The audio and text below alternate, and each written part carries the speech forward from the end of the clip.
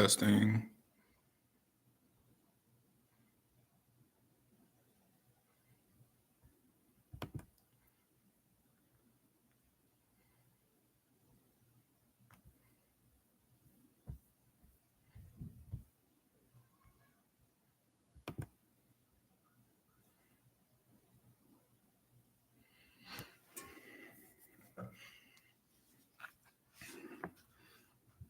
Yes, sir. What's up?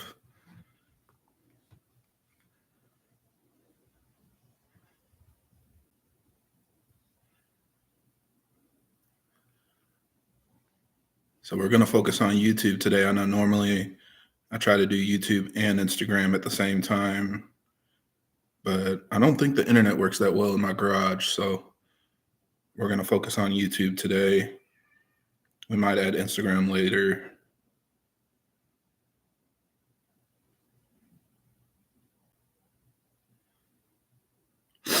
Let's see what's up. We'll give people a little bit of time to hop on.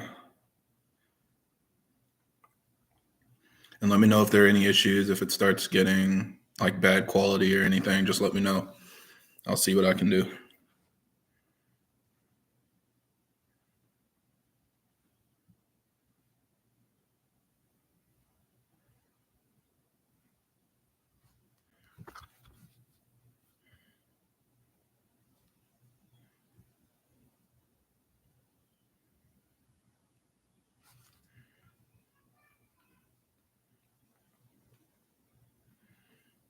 What's up? What's up? Welcome. Just sending out some notifications real quick. If you guys have got any questions, any help, anything you need, just let me know.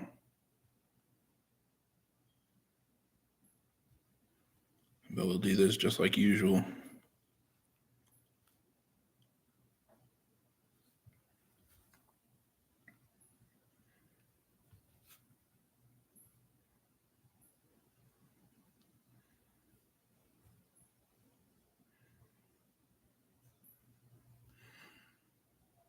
Absolutely, man. Appreciate it. And I made that video a while back explaining, I know what I wish I knew when I first started modifying cars and all the money I wasted, everything I screwed up. So just trying to do what I enjoy and hopefully help you guys out.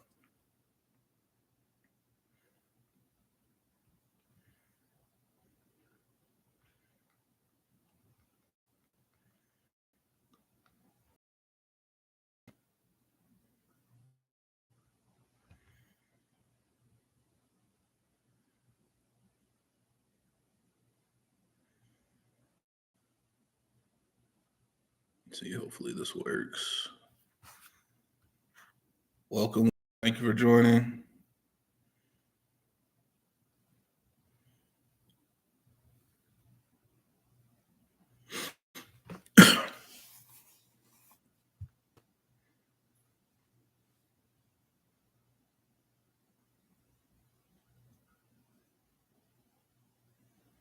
There we go. All right. I think I got everything out of the way.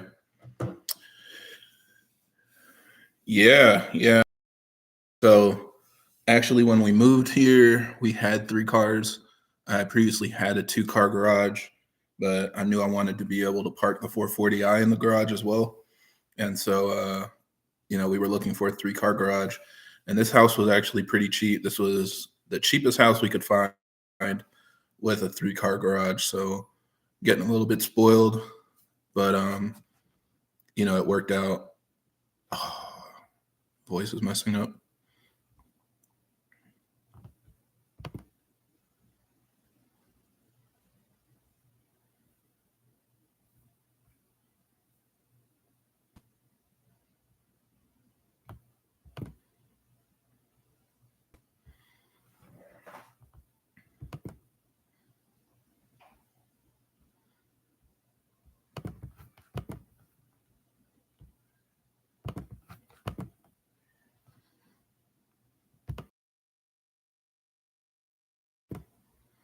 Does it sound any better?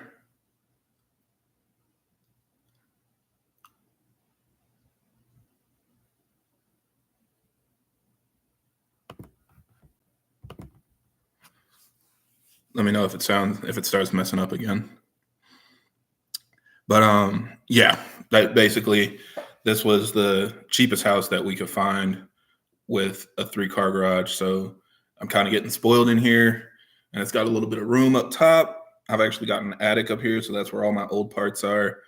So still trying to figure out what I want to do, but that's why I have so much space. That's why I'm able to work in here, and it actually has extra space. It's like an oversized 3-car garage.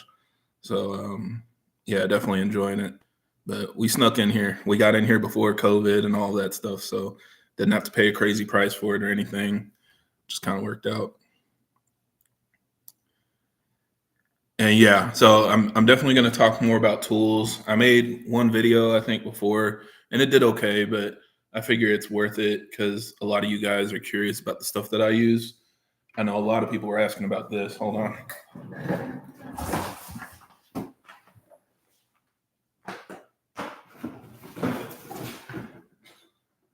So this I'm really proud of, even though it probably doesn't matter to most people. But a lot of people were asking me, I think it was like my turbo swap DIY. Look at that. That's amazing. So this is my new headlamp. Oh, you can't hear me again? Is my audio still messing up?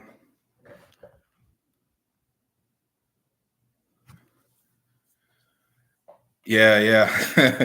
So this is my new headlamp that I've been using, and it's amazing. Like when I'm working in my engine bay, I can see everything. So this whole thing is an LED strip, and then I can dim it. I can switch it to red, and I can get this spotlight on the side. So stupid stuff that gets me excited. But I was thinking about making a video about this as well, just to share it with you guys because it's got a pretty good deal. You can find it on Amazon and stuff. So no strobe. We can probably manually strobe. Let's see. This was how we did it on a budget back in college. It's the same thing, right? Yeah, that'll turn them up. So, but yeah, I love it.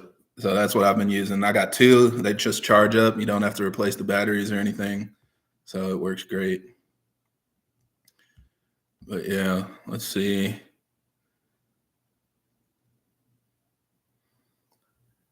Oh, dang, man. So you went all the way to Idaho to get an M240. Somebody else was asking me, why don't people ever build M240s?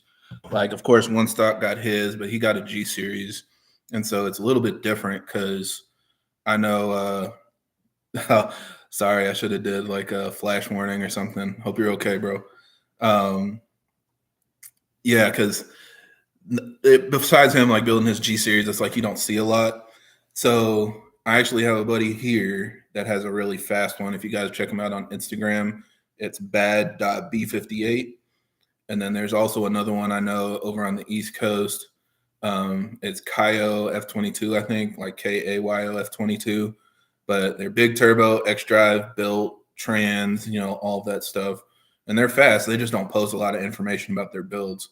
So people like me, I share everything that I'm doing, and everybody can kind of hear like my progress and stuff. But a lot of people, especially that race a lot, they don't share all the information. So you kind of got to know them or find them.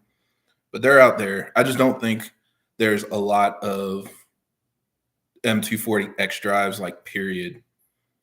That I think is the biggest problem. They sold 1 million 340s and 1.5 million 440i Grand Coupes, and everything else is just hard to find. Even a 5 Series is easier to find than like a 2 Series X drive. So it kind of is what it is. Yeah, everybody's starting to jump on the G series. And we were joking about it before, but like the One Stock effect, like if he builds a car and it goes viral, then other people are going to see that and want to copy it. So that's why I think a lot of people are buying 2 Series. A lot of people are buying M2s. You're not making noise anymore. If you buy an M3 and big turbo it and stuff, now people want to see an M2 go fast or a 240 go fast. So it's just kind of like chasing that algorithm, like you said. But I don't know. They're kind of growing on me. I think the G Series M240, to me, it looks better. but they're just all new, so they all require femto locks. They're just harder. They're harder to get fast, or it costs more money at least. So that's why if it was me, I'd probably get an F22 just because it's easy and you know it'll work.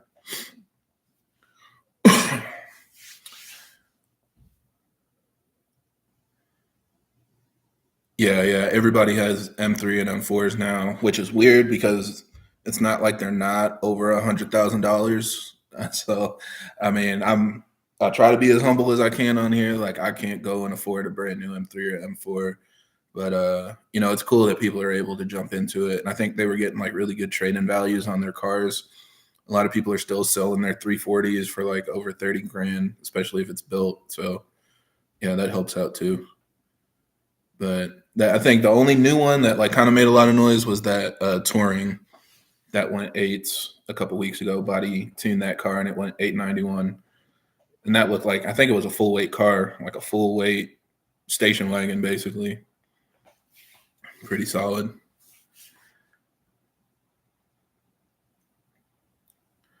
Let's see. I have a 2018 440 with 90,000 miles. Is it too late to start mods? I would say no. And the easiest person to reference, if you guys know Trevor, like the owner of BimmerNetwork, I'm pretty sure he put the big turbo on his car, like the first Flowmax, when it was at like 110,000 miles. So his car has a lot of miles on it, and a lot of other people, they have a lot of miles on their cars, and they're just fine. I think my 340 is approaching 70,000 miles, and it's fine. So I don't think high mileage is too much of an issue. If it's healthy, you know, keep up with maintenance and everything. Doesn't hurt to do like a quick refresh with spark plugs and all that. But no, 90,000 miles isn't like too much or something. Sorry, I didn't realize you guys were staring at the ceiling.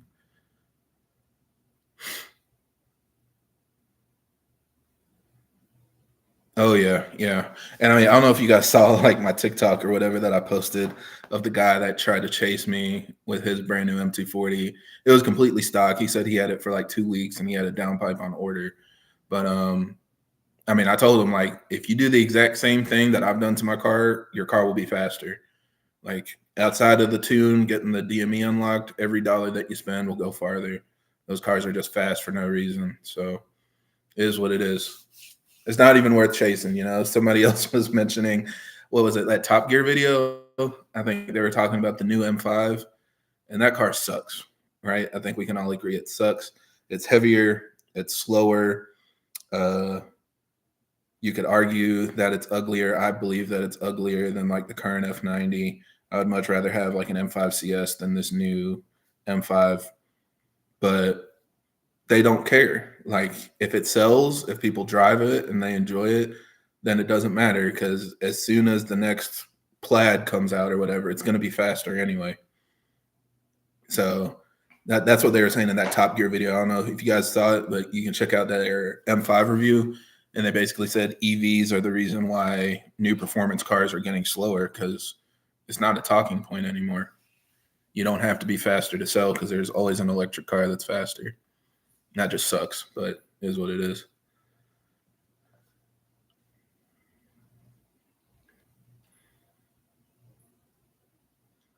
Let's see. Oh, you got 40K. Yeah, I don't know when you traded your car in, but those cars, they were holding their value for a long time. And I can't remember how much they were new. I think new they were around like 60K or something. They were probably maybe $5,000 more than a brand new F30 when it was new. But I mean, I don't think I saw one sell for less than 40K. And after years, having a BMW hold basically like 60 to 70% of its value, that's not very common. And then people were buying them used and selling them for the same price. So things were insane for a couple years.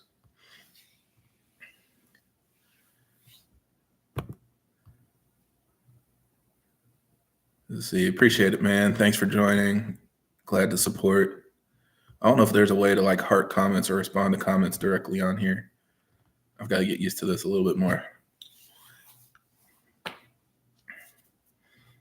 The new M5 weighs more than a Sprinter van and an F-150. That sounds about right.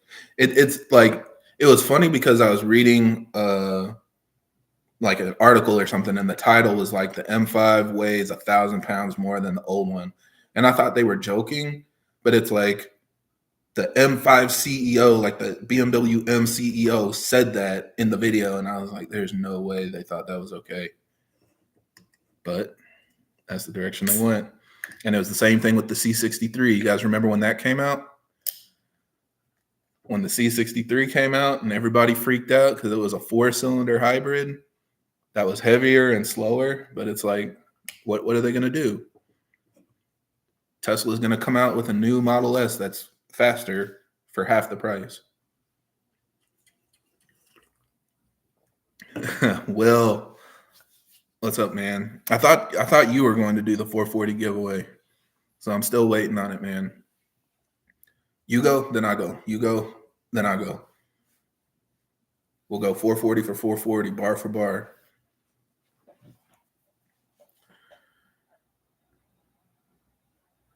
Let's see, the front brakes on my 240 are grabby. It's hard to come to a slow stop without jerking the car.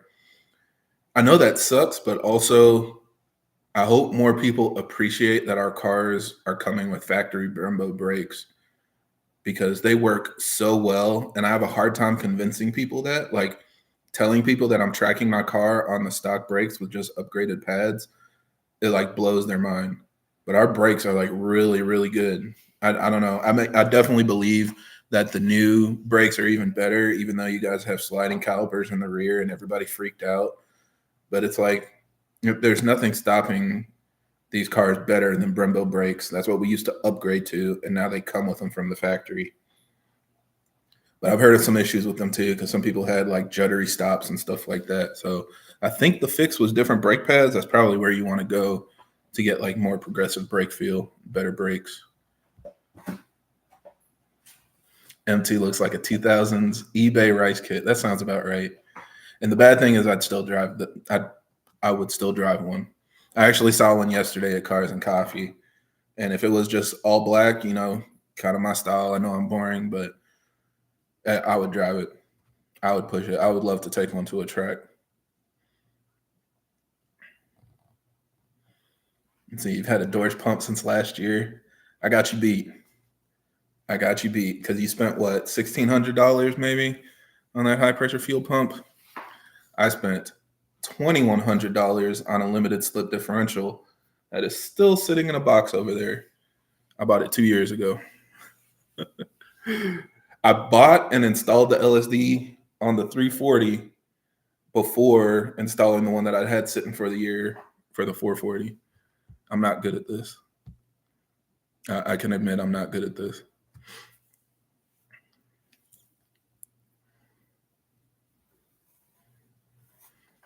See, I've seen G60 or what it's called at the dealer with 21-inch wheels. The car looked like 19s. The car is huge, man. I think I've seen one around too. I've seen the new 7 Series and I've seen the new 5 Series, and they're both gigantic. And it's not just long, like they used to be boats, you know, like a big land yacht, but they're also like tall. Like the hood and the trunk is like a brick. And I think it's because they have all the hybrid stuff or whatever underneath, at least on, you know, like the electric cars. So they put the same body style on the whole range, whether it has a 4-cylinder or like a whatever amp hour battery in the floor. So they just look like tanks. They're so big. But I mean, they're selling. I've seen a bunch around here. So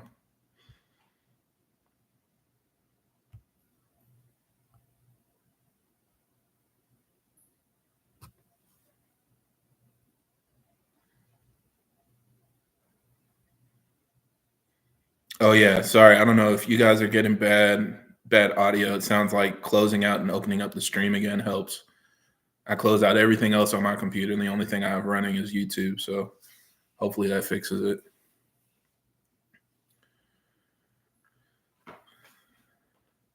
Let's see, is the 440 Grand Coupe a lot bigger than the 340? I think it is. It definitely weighs more. It weighs like, I think 150 pounds more than a 340. And a lot of it is the trunk because the trunk is powered. It's a big hatch, so it weighs more. But also just the 440 in general, it has more bracing and more rigidity, like more body structure. So it'll feel stiffer and sportier inside the car, but it also causes it to weigh more.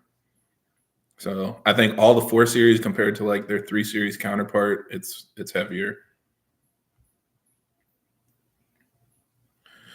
Let's see. How do you feel about the new M240 being assembled in Mexico? That doesn't bother me. I've never been that guy. And keep in mind, I worked in automotive, right? I told you guys, like, I've been an automotive supplier. I've worked as an engineer at an OEM. I know even if cars are assembled in the United States, a lot of the parts don't come from the United States. It's just kind of how it is. So as long as you have good people working, following good quality standards, it shouldn't really be an issue. So like the company I work for right now, we do some manufacturing in Mexico too. You'd be surprised. When I actually, because I've been posting my stories on Instagram and stuff. So if you guys see me ever going to El Paso or like I'm going to Juarez, basically, we have manufacturing in Juarez. They have a Bosch plant there. So I was like, I could probably go over there and get some injectors. Like, I mean, or high pressure fuel pumps or something. Because, you know, everybody has factories in Mexico. So I pass it every day when I'm going to my job, when I travel down there. So you'd be surprised.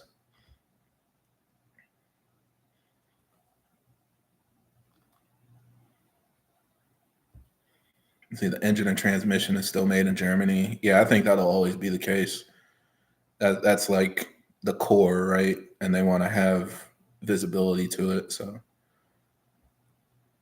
but who knows? Maybe that'll change too. Because there was another site for engines. Isn't there one in the United States? Somewhere in the United States they assemble engines, but I can't remember which ones they are. I think it's BMW. Let's see, are they only making full M cars in Germany now? That sounds about right. And probably all the M cars aren't made there because now everything's an M car. If you go to BMW M, I did this morning because I had to double check. If you go to BMW M, you'll see a new M135i.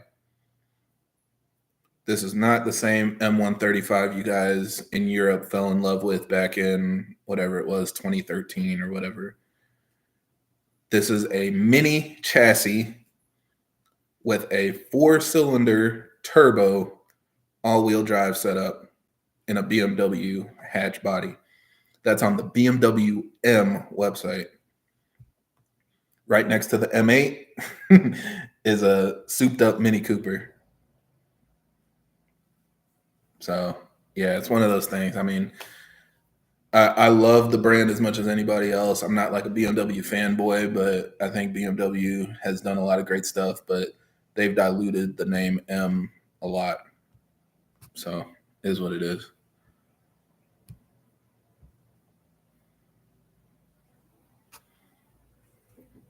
And the Supra is assembled in Austria, yeah, and the Z4.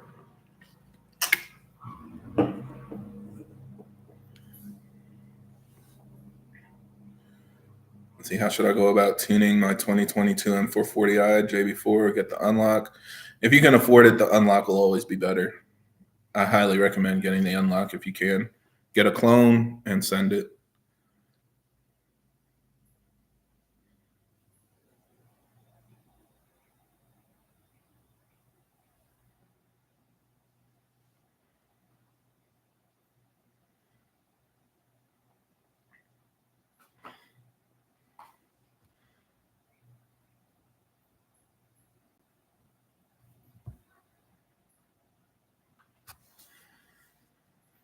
Let's see. I think the TU pump would be good for power on port injection, or would it max the pump out? So the TU pump and port injection, they're completely separate.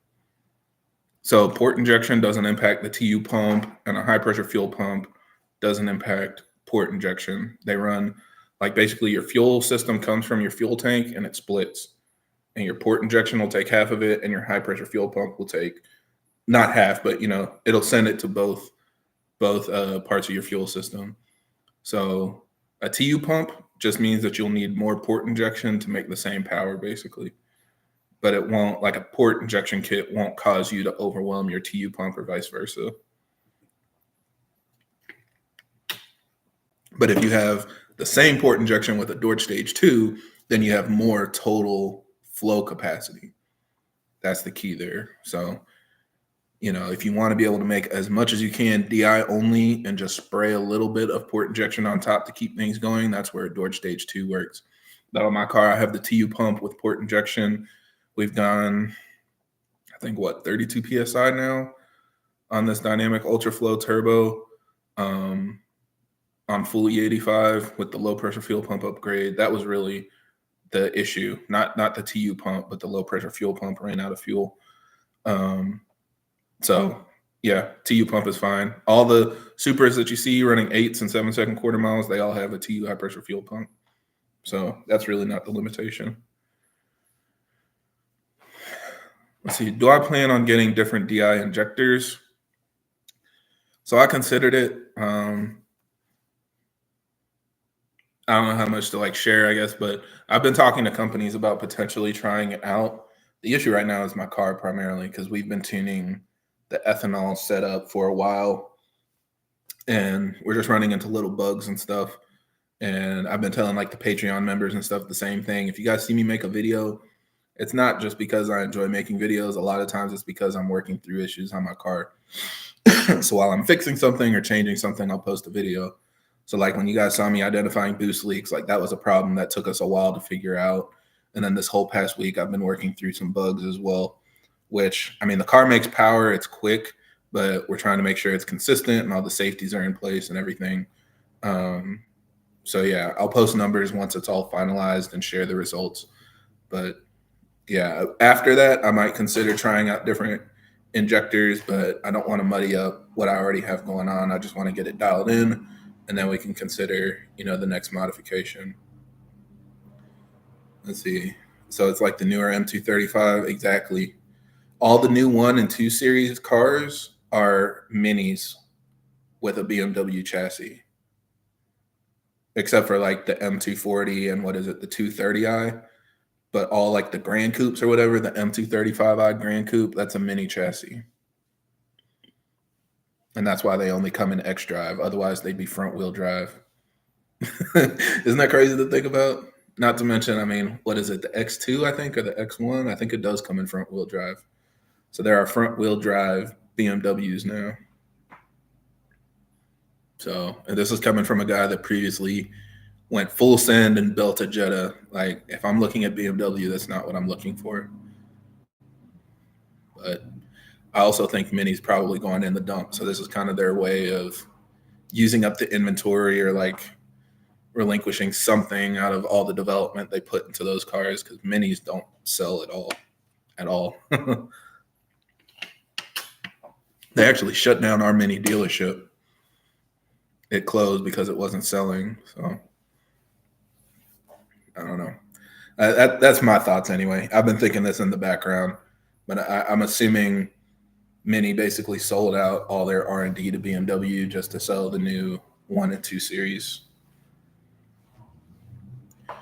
Let's see, has anyone ever heard of excessive oil passage through a Vargas billet valve cover? I absolutely have. I've heard of that multiple times. Now, I don't think the valve cover is the issue, but it's definitely something that takes a lot of work to dial in for some people because it doesn't have like a really good baffle system, I guess. But in general, I mean, it shouldn't be a huge problem. You just kind of have to use all the ports on the valve cover and make sure everything's plumbed to like a catch can with really adequate venting. That, I think, is the key. Because for whatever reason, it doesn't seem to vent as well if you're only using like 1 or 2 ports. I don't know why. I really want a valve cover. I wish somebody else would make a valve cover so we could have some competition and stuff, but it seems like Vargas is the only one.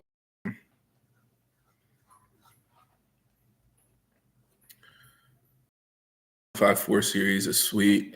Yeah, it's pretty cool. With it, but I'd drive it. You know, I think the grill, I'll never get over the grill design. And I mean, we knew the LCI was coming, but the bigger thing was the TU3 or the TU2, the Gen 3. So that's why I want to get my hands on one. I want to tinker with it. I want to see what's up. M2 is getting close, I think, because they just announced the DME 9 unlock, but they're only doing it on site, and it's only for certain chassis.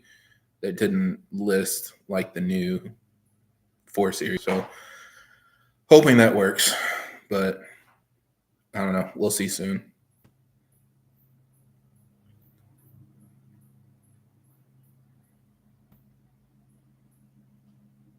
Let's see, I saw No Clutch Garage saying your car is slow because you don't use Marin. I tried Marin, so you can't say that. Marin tuned my 440i for a while, so been there, done that. He knows what he's doing. It's just sometimes hard to get a hold of him. Let's see, what do I think of Brap on the M340i? I'm not really like a pops and bangs guy. Like I don't do the excessive exhaust noise, which sounds kind of contradictory because the first mod I did on my car was a muffler delete. But like I don't really do like burbles and braps and all that stuff. But it's probably fine. You know, I just don't have any experience messing with it. I've never turned it on. I've had burbles, cold start, all of that disabled ever since the first day that I tuned my car. So, yeah, I can't really comment on it. Sorry. But it's probably fine. Let's see. Are there any tuners doing custom JB4 maps? Yeah. I mean, I don't want to say it's like a waste of money, but it's a lot of money for what it is. I mean, if that's what you want and you want to stick with JB4, then there are options. But what you're going to do is just kind of dial in a halfway solution. You know what I mean? Like going 100% on 50% doesn't get you like closer to 100%. It's a Band-Aid. So in my opinion, unless you're having issues or you have something like extremely unique about your setup, a custom tune isn't worth it. Just my opinion. But I know, I mean, there are some people, especially if you check out like the Supra forums, there are a couple guys on there. I think even BMS will do one. If you send them logs, they'll send you some tweaks. Because a lot of people will go on, I think it's called JB4 Tech now. It used to be N54 Tech. But they'll create like a free custom tune for you. So reach out to Terry and Pym and those guys to see if they can hook you up. If not, there are plenty of people on the Super forums and stuff doing custom tunes. Really, it's custom settings, right? Like it's the same stuff that you have access to. They'll just dial it in with their experience. Let's see, quick question. I'm looking to get a 21 540i, and I'm doing some research, but I can't seem to find if they have a TU pump or not. A 21 should have a TU pump. It should come with the TU engine. And I had somebody else ask me this. There are no Gen 1 engines that come with a TU pump. So it's either a TU engine, like a Gen 2, or a Gen 1. So if you want an engine that's a Gen 2, it already comes with a TU pump.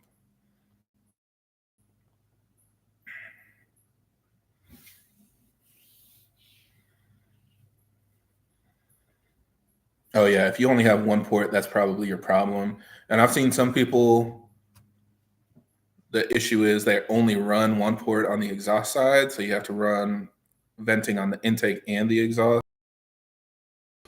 And then they also recommend pulling vacuum on the ports as well, which is kind of contradictory. If you're doing like a valve cover, you probably want everything to vent to atmosphere. But of course, that can help pull out the gases and avoid excess pressure that causes all that oil to come out. But I've seen some pretty complex setups with like T-fittings and multiple hoses routing to different parts of the engine, intake manifold and catch cans, trying to solve it. So it definitely can work. But if you message Vargas, they'll probably give you their recommendations too.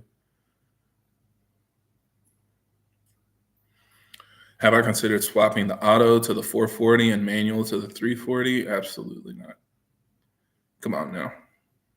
Come on. I mean, I do a lot of stuff with the 340, but there's nothing that I would change about the 440. Absolutely not. Because somebody else asked me, oh, you probably want to switch to XDrive. No, I'm very happy with it. I bought it. It was specifically because that's what I wanted. And if I'm slow, so be it. I'll have fun being slow.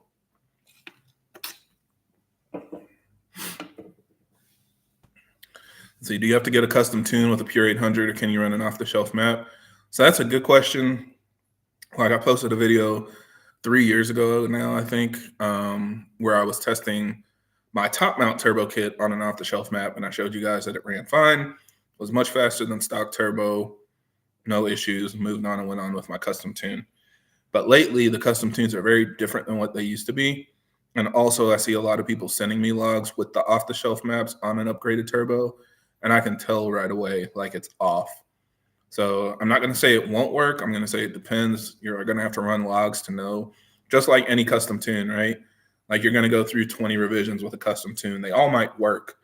It's just like you can fine tune it better and better. And that's what I look at. Like, an off-the-shelf map is kind of the same thing. Like, once you dial in more revisions, it'll get better and better, but that doesn't mean it's going to blow up just because you're running an off-the-shelf map. So, yeah, because I was just talking to a guy yesterday where his car was struggling to hit target boost and the wastegate duty cycle was all off. And it wasn't until he told me he was running a dynamic Autowerks, I was like, oh, that's why your boost control is all messed up. You know, it's not dialed in for your turbo. I'm sure it's still faster than the stock turbo, but definitely from the logs, I can tell it's not right. Like, it needs fine tuning. So, do you think the cheaper catted downpipes cats will melt? I haven't seen them melt. I've seen the cats blow out, like basically the welds or whatever on them fail. So what happens is people are like, the car's not making boost, or it's having like a rough idle, struggling to accelerate and stuff, and they pull the downpipe, and the whole cat is literally like sideways and lodged inside of it. So that's what I've seen. Like, they blow out of where they're like welded in or like, you know, fixed in there, and they block all the airflow coming out of the exhaust and cause a lot of problems. But that's usually with like a big turbo setup. The cheaper ones, it might fail on stock turbo, but I don't think I've seen a nicer one fail or blow out like that.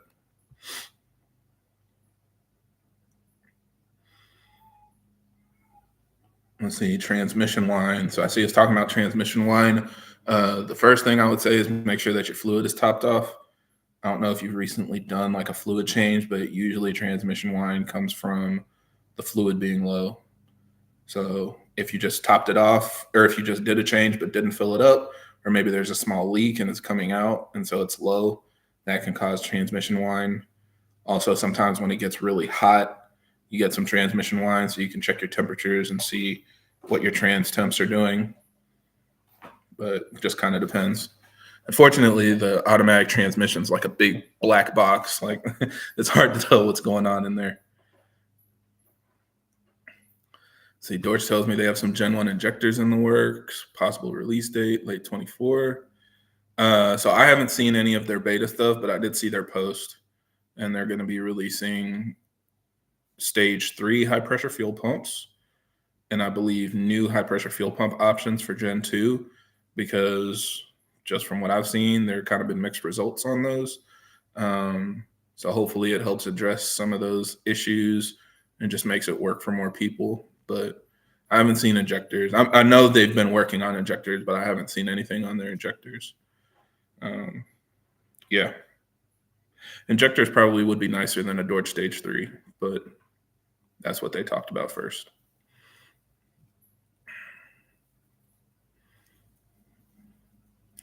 Would I say there's a demand for newer, better top-mount turbo kits? I think so. The biggest challenge right now is fitment, because our cars just don't fit them very well. I think, who was it? Merrick over at Empower House. He was testing his top-mount turbo with different intakes, and he realized that putting a velocity stack taking the intake off made less power than having an intake. And the only thing that improved it was putting a velocity stack on the turbo. But like on our Gen 1 cars, it's really hard to make like a good top mount kit that can be serviced easily, has space for like a properly sized filter, and has everything kind of like dialed in like that. Otherwise, they have like really small manifolds. Like, I'm just not a fan of those. I know those are becoming more popular, but that's primarily what we're trying to avoid, right? Is like low exhaust flow, and then you're running an exhaust manifold with pancake pipe just so that it's easier to fit a turbo. Like, that's not ideal. So yeah, if we had like a really high quality tubular kit that was easy to work on and fit like a filter that's bigger than one you could fit on the stock turbo, I think that would do well. And it's probably going to be with a precision turbo, but people want other options. I'm not a precision guy, so I'd rather see like a Garrett or an EFR like I have or something like that. But all those turbos are bigger, so it sucks. Let's see, 2022 and up or B58T variants. It varies. So let's see. I think 7 Series and X7, they got the B58 TU in 2019. The M240i got it in 2020. And then I think the X5 got it in 2020. I made a whole video talking about it.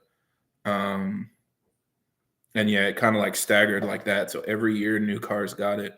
So like if you look up like a 2020 M440i or a 2020 440i, it has a Gen 1, but a 2020 M340i has a Gen 2. And the easiest way to tell is by the body style. Because when they changed to like G series, then everything went to the TU engine. So you can't just tell by model year. It depends on the car.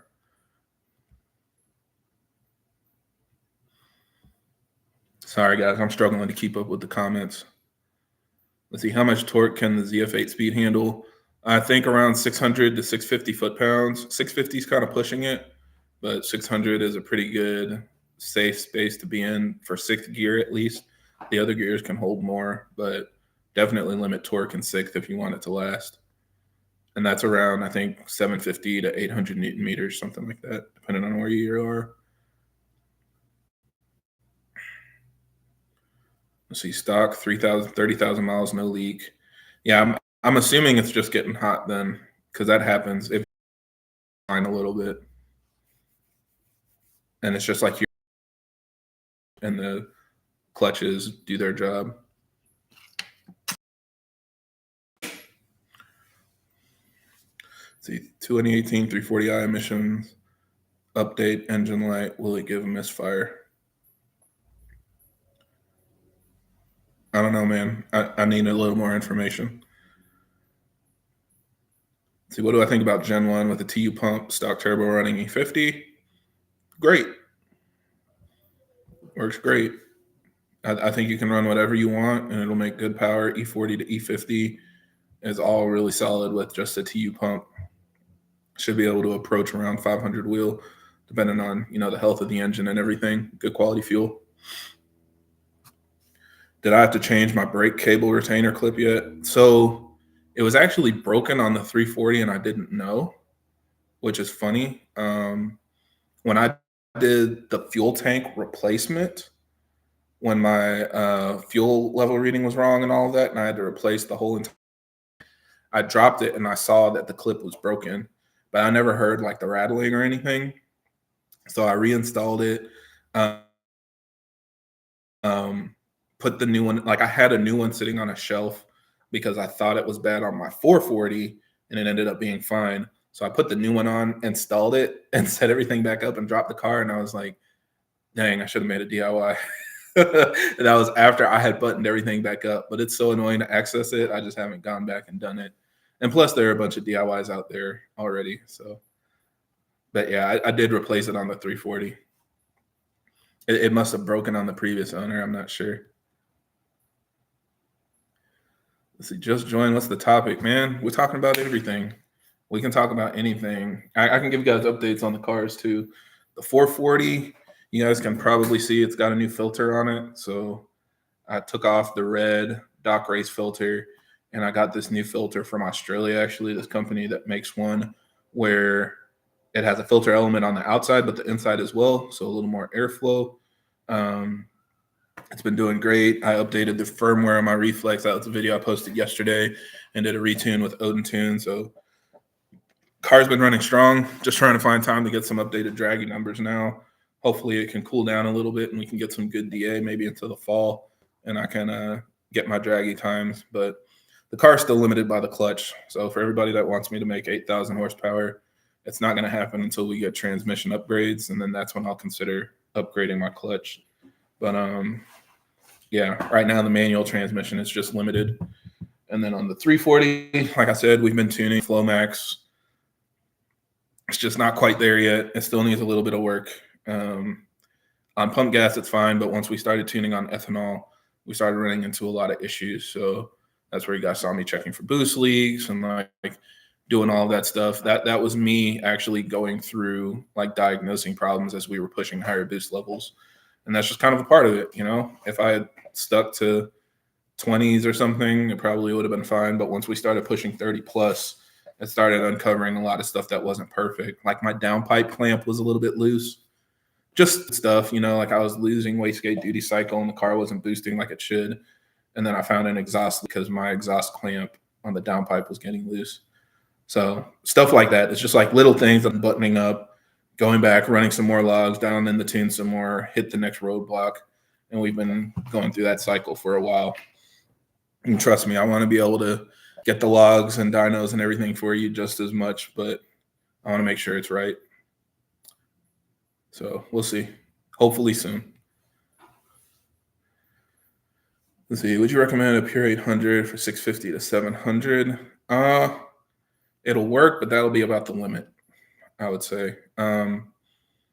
Just coming from my personal experience, or not my personal experience, but from experience of what I've seen, I think even pure 800 themselves, they made around 720 on their shop car. And that was with port injection and everything thrown at it. So, you know, it should be around there, but it depends on your fuel quality and stuff. If you're only running pump gas, you'll definitely need methanol. Otherwise, you'll definitely need E85, you know. But, I mean, horsepower goals are great. I have horsepower goals too. But if you just want to enjoy your car, 650 versus 700 won't make a big difference. I think you'll enjoy the pure 800 either way.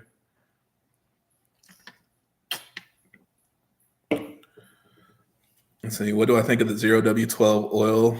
Should we be upgrading? I think it's okay for a stock car, but they're already having other issues that we talked about in one of my old videos. Sorry, I think we're about to be on a break for a second. We'll be right back.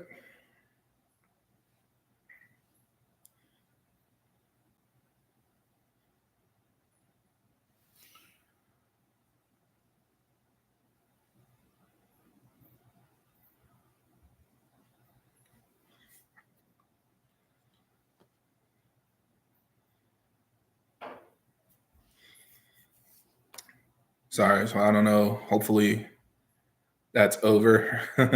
I get these notifications randomly that it's like taking a break or showing an ad or whatever. I can't really control it. Let's see, what we're talking about. Oh, 0W12 oil. Yeah, so I don't think it's probably a problem inherently. You know, it's depending on how they built the engine. Nobody has them in our community, I feel like, that can tell us about the longevity of using that oil. You know, those really only started coming out in 4 Series like 3 or 4 months ago, and they're only going to start coming in M240is, I think, this month, literally.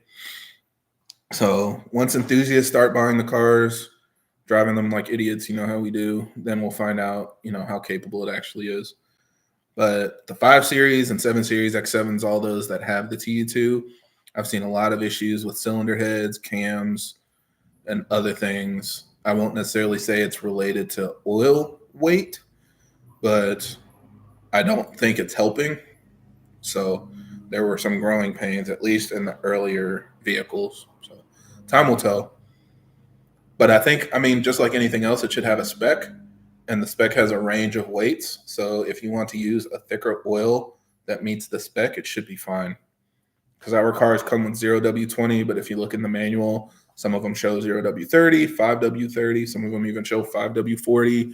That's why I say it's probably not something to lose a lot of sleep over. You know, a lot of stuff will work. So it is what it is. Let's see. What's the benefit of cloning your ECU when getting the femto unlock? So the biggest benefit of getting a cloned ECU is you don't have the limitations like basically your car will operate like one that didn't need a FEM2 unlock. So when people get updates and they can just flash it to their car, they don't have to send it back to get it, you know, re-downloaded or whatever by FEM2. That's the main benefit. So you're going to take like a pre-June 2020 DME, clone it with your information, and whenever these MHD Plus updates come out, new reflex integrations or boot mode, adding like the Rev 2 board and all this stuff, all these capabilities, all you have to do is flash it to your DME. But for everybody else that doesn't have, like just has a DME unlock, they have to send it back to FEM2 to get it updated again. So that's the main downside. I would much prefer a clone, but obviously it's much more expensive. And hopefully once things like stabilize, like I think this year we're getting close to a point where there won't be a lot of major updates coming out. And then at that point, if you get an unlock, it's less risky that you would need to send it back. But people are losing their patience. Like, they're like, I want to go fast, all these tunes, and people are going fast without me. Like, I'm just going to tune my car with what I have now. I'll get the clone, and then whatever updates come out later, I can take advantage of it when it's released.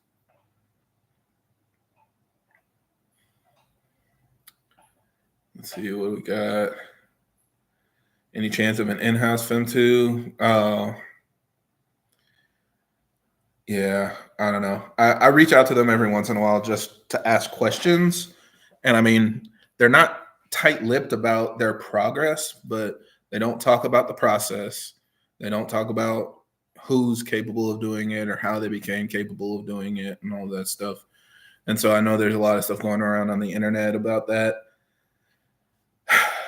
I just have a hard time with how long it's taken because I didn't even think it would take this long.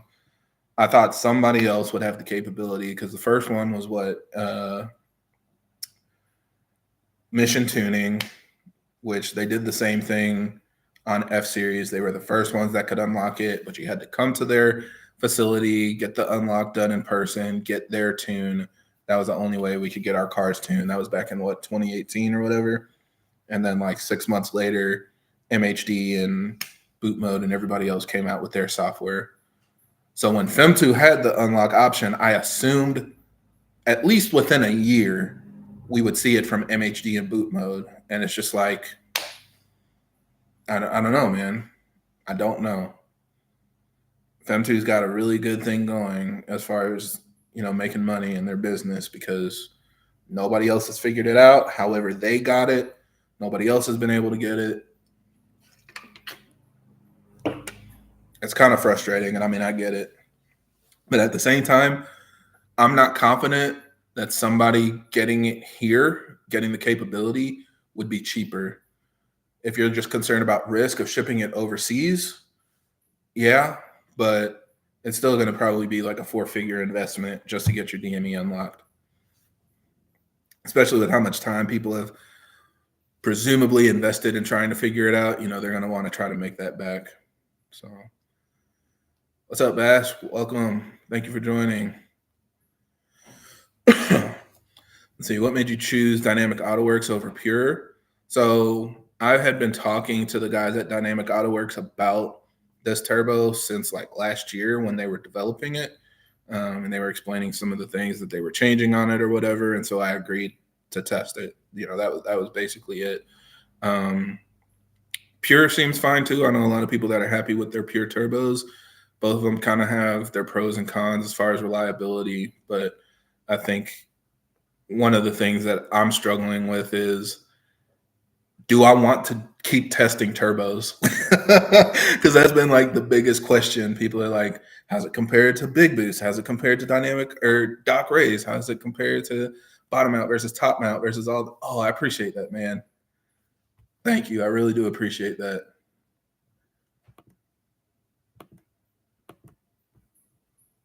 Thank you, man. Thank you for your support.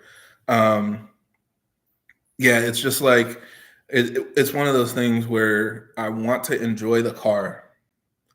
I enjoy using it for testing, but I want to just drive it and enjoy it as well. I don't want it always to be down. I don't want to be retuning it every month for a different setup.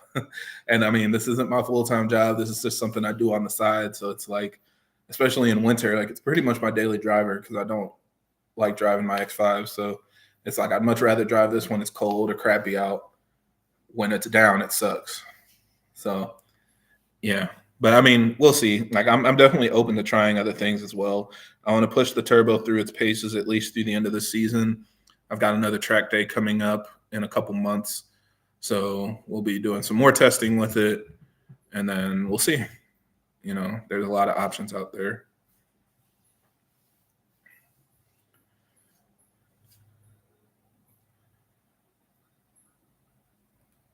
Let's see. Yeah, you can ask about anything, man. We're just chatting right now.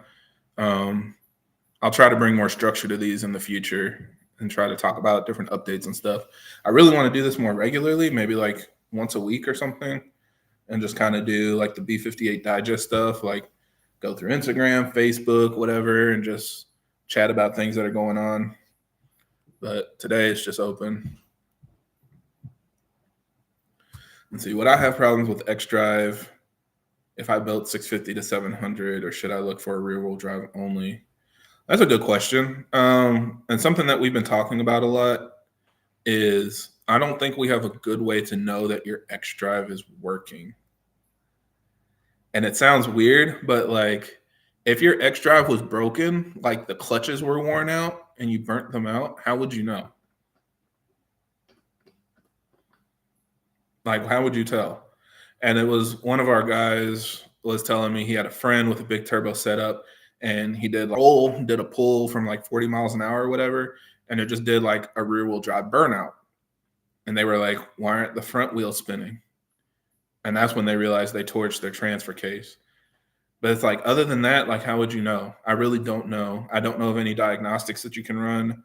There might be something available in like ISTA or whatever. But like if your car is just driving and it's just working, it just can't send any power to the front wheels, you wouldn't know until you were like in a situation like that. So I was asking about that for a while because now, of course, Pure sells like built transfer cases, and I don't really have a good feeling for what the limitation is. Like, it definitely doesn't seem like there are a lot of catastrophic failures where they just blow up or something. But theoretically, I mean, there's a point where the clutches can't handle it and they'll burn out. So I don't know. I mean, it definitely seems like most people are good in the 650 to 700 horsepower range, but now more and more people are just building their transfer case at the same time as their transmission. It's hard to tell exactly where that limit is. But that would probably be my suggestion. If your car is already down for the transmission to be built, as much as it sucks to spend the extra, whatever it is, like $1,000, $2,000, it's probably a good idea to build the transfer case as well, so you're not thinking about it, because otherwise it's just going to come out again. And keep in mind, it's more about torque, right? Not so much horsepower. But yeah. Let's see. Have I ever heard about FTP inlet pipes having a little bit of play? Yeah. So somebody else was showing me this too, because they were like, oh, my charge pipe's loose and it's like wiggling around. But that's normal. The charge pipe and like the intake pipe don't seal very well on our cars. And that's why it has the gasket to create the air seal. But they can rotate a little bit, which helps with like aligning things when you're assembling it. If it was too fixed, it would probably be a little bit hard to actually install everything, because you've got like too many pieces of your intake coming together to line it all up. So if it wiggles a little bit or it's loose, that's normal. The gasket inside is what seals it up. So that's at least been my experience. Mine's always been like that, so I don't think it's an issue, even when I remove the stock one.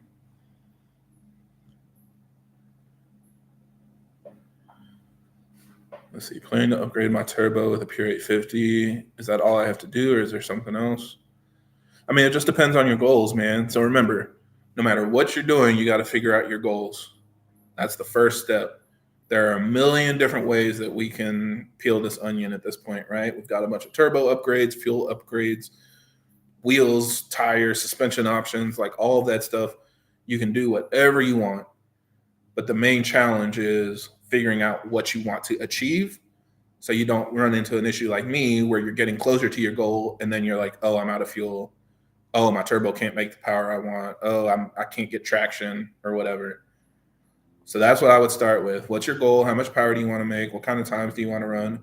Is there a specific friend you want to beat? What is he running? And then plan out your build from there. But, it really just depends. For me, that was probably the hardest part with the 440 because I was just having fun. But now with the 340, it's like I'm trying to hit certain milestones with it. I just messed up by not upgrading the low pressure fuel pump. That probably should have happened. If you were to be a shopper present day and wanted to keep your 340 long term, would you pick the pre-LCI or LCI model? So if you're talking about the F series, the 340 is only on the LCI model. They don't make a pre-LCI 340. If you mean the M340, like G series, I like the LCI. I'm sorry. I think the bumpers look a lot better. I'm not sure about the interior stuff. I think it's a lot different. And also like the newer, like the 48 volt architecture, like mild hybrid setup. It seems like a little bit more finicky. Overall, it seems fine. But yeah, from like a tuning standpoint to mess with it, I'd probably get like a 2020 or early 21 just so I could have the more simple setup that's easy to tune and all of that. But if it was just a daily driver, I'd probably get an LCI and just keep it stock. But that's just my personal preference. I really like the LCI bumper. The headlights, I could go either way. Like the pre-LCI headlights I like, but the front bumper I think looks a lot better on the LCI. See, am I worried about the EKP with the LPFP upgrade? No, I don't have in-tank upgrade. Like I don't have a replacement fuel pump for the stock one. I have an auxiliary fuel pump attached onto it. So the secondary pump doesn't run off the EKP. So there really shouldn't be any extra demand on it. There really aren't any changes at all in the tune. All it does is turn on the secondary pump when I hit a certain amount of boost. That's it. So, and I can see it in my logs. My fuel pressure actually goes up when the fuel pump turns on. It's kind of crazy. Like you can see low pressure fuel is around 70 PSI, and then all of a sudden it like spikes and then it equalizes and finds its happy middle ground because the pump just turns on and starts pumping as much fuel as possible. Let's see. Are you aware of the Gen 3 recall with the cams? That's what we were just talking about. See, somebody else knows. So it's not just me. The Gen 3s were definitely having cylinder head issues for sure. And I don't know enough about the details to say if it's like the 0W12 oil or the electronic vanos or like whatever the issue is, but they made a lot of changes to the cylinder head. So it could be anything. I've also heard like springs were failing, I think. Like the valve springs weren't strong enough, so the springs were popping out. I've heard of the cams being damaged or scored, the head being damaged and needing to be replaced. So a lot of stuff in there, which I mean, that sounds like it could be oil related if you're scoring the cams. So that, yeah, I didn't even think about that, but that definitely could be something that's related to thin oil. But I'm curious, like, because it's been almost 2 years now, if there will be any changes with the M340, and I haven't been able to see one. The recall has to do with the rocker arms failing. Okay. I mean, that makes sense too, because the one that I saw, it was like the spring was just like cocked over, so the cam wasn't doing anything. And then I think that caused the cam to get scored or like caused damage elsewhere. And then I've also seen one where the entire head needed to be replaced. So overall, I mean, it all sucks because you don't like to see growing pains with that, especially when everybody was excited because it had port injection. We just need it to be reliable. Like it's clearly going to be capable. Just please be reliable. And then within a year, they're like, you can't have both all the time. We did right by you guys for 10 years. Like, let's go back to our old ways. No, I don't know. Hopefully there are some revisions or changes in the new ones that are going in, like the M440s and the M340s this year. So they're not having those issues. But we'll see.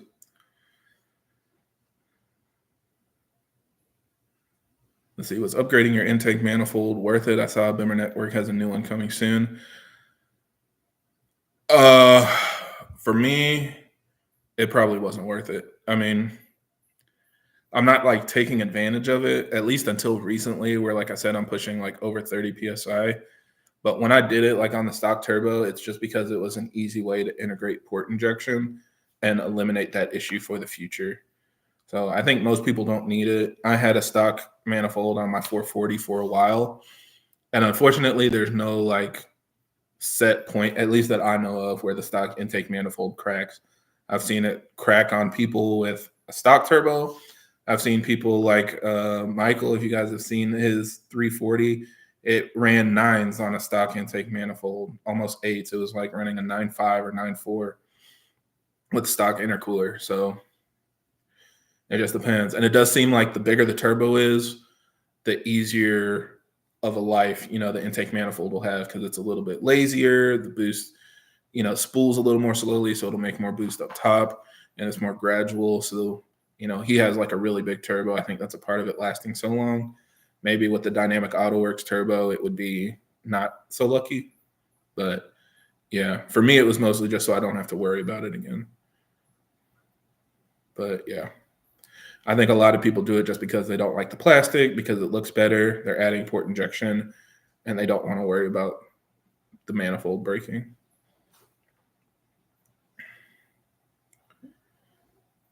Let's see. Welcome. Congrats on the 440 stage 3. We all like stage 3. Whatever, B58 swap and F8X chassis. Yes.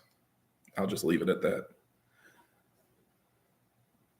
If you only had a Dorch 2.5 downpipe PCV delete and catch cam, what would be your pick for the current turbo options? 550 to 650. You can pick anything, honestly. I mean, I would pick probably the smallest turbo that can hit your goals, which right now, the Dynamic Autowerks Ultraflow X that I have should be more than capable. Pure 800, although, I mean, it should be capable too, but I don't know if they're switching to the 850 or 900. They're kind of getting a weird stack of products there, but whatever's available, whatever the Pure is, that should be capable of it. It just kind of depends on your budget. I went with the top mount turbo that's still only making around there. So I don't have a lot of space probably to talk about that, because I prioritized having a top mount turbo that looks cool and sounds cool and I enjoy it, even though I'm not making crazy power. So I don't think any option is a bad look. It depends on your budget and what you like.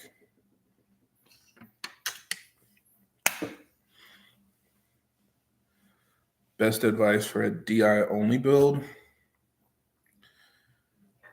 My best advice, and the reason why you guys, I feel like I have attributed to probably 50% of injector sales on the forums and then our Facebook group. I was just talking to somebody about this, because every time I talk to somebody about upgrading their injectors and trying to build a DI only car, they already have a Dorch Stage 2, or they already have a spool FX 180 or whatever, FX 200. And they're like, I want to upgrade my injector so I can make more power. And I got to remind you guys, if you already have a Dorch or a spool and you're on E50 or whatever on a big turbo, you're probably already close to the limits of your transmission. So if you have a stock transmission, that injector upgrade is also going to include another 4-figure investment for a transmission upgrade if you want to safely make more power. And then a bunch of people are like, oh, well, never mind. I didn't think about that, But it's like, just because we have injector upgrades or cam upgrades to make the high-pressure fuel pump flow more, it doesn't mean the rest of the system is suddenly limitless, right? We still have other things that need to be strengthened up. Are you going to upgrade your drive shaft? Are you going to upgrade your axles? Are you going to daily drive on slicks so that you can get traction, Those are things that you got to think about. So that's probably my advice. If you're doing a DI-only build, understand exactly where you want to stop, understand exactly how much you want to spend, and then build your car around that. Because we've been spoiled. Everything that just installs so easily and adds a lot of power, we forget, past 650 to 700, this whole range that we've been talking about the whole time, that's where it gets really expensive really fast. So just my personal opinion.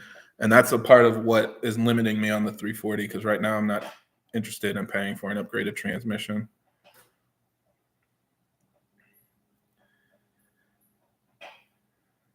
Let's see. My F30 340i is closing in on 100,000 miles. What are the things you would suggest to do for maintenance? Let's see. You just got an intake and downpipe. So, I mean, this is assuming you haven't done anything. This is everything you should have done by now or should do if it hasn't been done. Spark plugs, transmission service, especially if you have an automatic trans, front and rear diff, whichever ones you have, replace the fluids in there as well. And then probably like your cabin filters and stuff like that.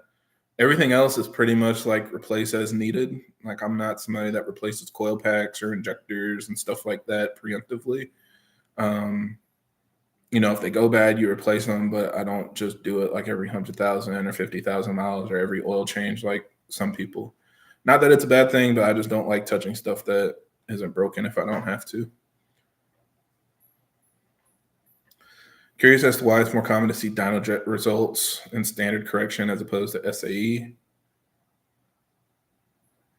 I guess I haven't noticed that.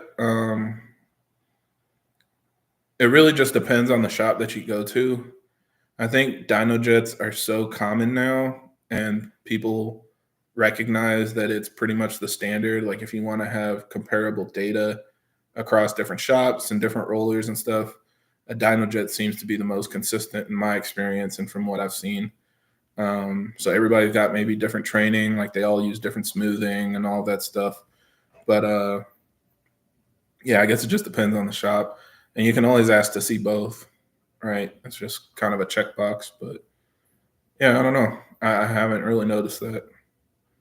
I have to pay more attention, I guess.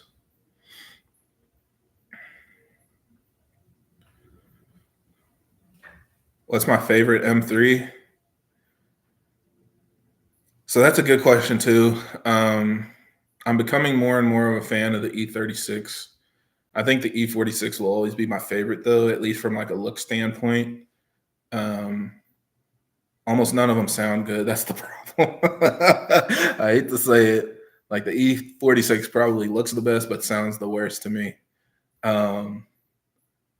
It's just kind of one of those things. And I mean, I don't like a lot of the newer ones, but I do feel like the newer M3s look better than the newer M4s because they've got, better hips. They've got the flared fenders and stuff like that. So they look a lot better. It started with like the E90. The E90 M3 looks way better than the E92 M3. And then the F80 M3, I think, looks way better than the F82 M4. It just sits better. So, yeah, in general, in my opinion, just looking at them from the outside, the M3s look better than the M4s. But if I had to buy one and drive one, like in limited money, it would be a G80. Just because you can still get it in manual. It's going to make more power. It's going to be more comfortable. But yeah, the E46, it's hard to beat. Oh yeah, brake fluid too. Good point. What else? I mean, obviously oil change, brake fluid is a good one. A lot of people do coolant changes around that time too. I'm not doing that, but you can, especially if your coolant looks oily or like discolored or anything like that. You can change out your coolant. Water pump is probably getting close. A lot of people are having water pump failures and the oil filter housing failures. Some of that stuff, though, I might not replace. I would just like have it in your shopping cart, basically, or kind of like my parking brake clip. Like I bought one and I just had it on a shelf. So if it failed, then I could replace it. Unfortunately, those are kind of expensive though. Like those are a couple $100. So it's not as easy as just paying $20 for a clip and having it on hand. Yeah. And if you want to upgrade something, upgrade your heat exchanger, get a CSF heat exchanger, put the rock guard on there so you don't have to worry about it getting punctured and losing all your coolant in the middle of a road trip. Or at least get the rock guard so you can put them on there and not have to worry about it. And PCV delete if you don't have it.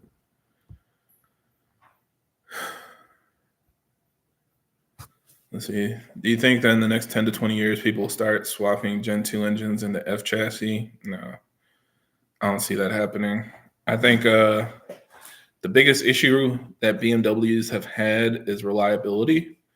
And so that's why you see a lot of people doing LS swaps, 2J swaps, other things where they can bypass all the BMW engineering and get something that's a little bit more proven and understood. And the Gen 1 just isn't in that situation. Like how many Corvette swaps have you seen? Or how many Mustang swaps have you seen, right? It's like if you've got a car with a powertrain that's been proven and got good development behind it, it's not going to see a lot of stuff like that. Not that somebody crazy wouldn't do it, but I don't see that being a thing. But we are seeing, like on a B58 OC, we posted that car, the E30 or the E46. That was B58 swap. That was pretty cool. And somebody else shared an E90 that was B58 swapped. So that's happening. I'm kind of surprised, but it's happening. So we'll see.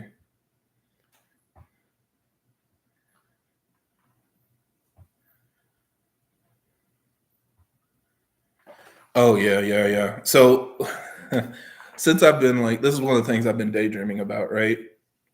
Because as I keep tracking the 340, I keep having people in the comments like, why don't you just get an M3? Why don't you go get a G80, go get an F80 and stuff like that? And you guys do not know that I am thinking about swapping an E36 or an E46. That's what's been in the back of my mind. Like, who wants an F80 or G80 when you can go get a 3,000-pound car and dial it in exactly how you want with the whole world aftermarket is available with like drifting and all that stuff. I can do every suspension upgrade I want to. And so that's what I've been thinking about. And the cool thing is there is a shop now that does swaps. Of course, now I can't think of it exactly. I think it's E46s and they put B48s in them. And the cool thing about that is you can get a lightweight chassis with an engine that is capable. It's probably pushing around like 300 horsepower. And it's reliable, it's consistent, and it just works, and so they're doing like these B48, basically like kit cars, and you can take it racing, and it's stripped out. It comes with a roll bar and everything already set up. You just buy it and drive it. So I was like, imagine that with like a B58 instead. I'm not sure I want a B48, but it's cool that the idea is there.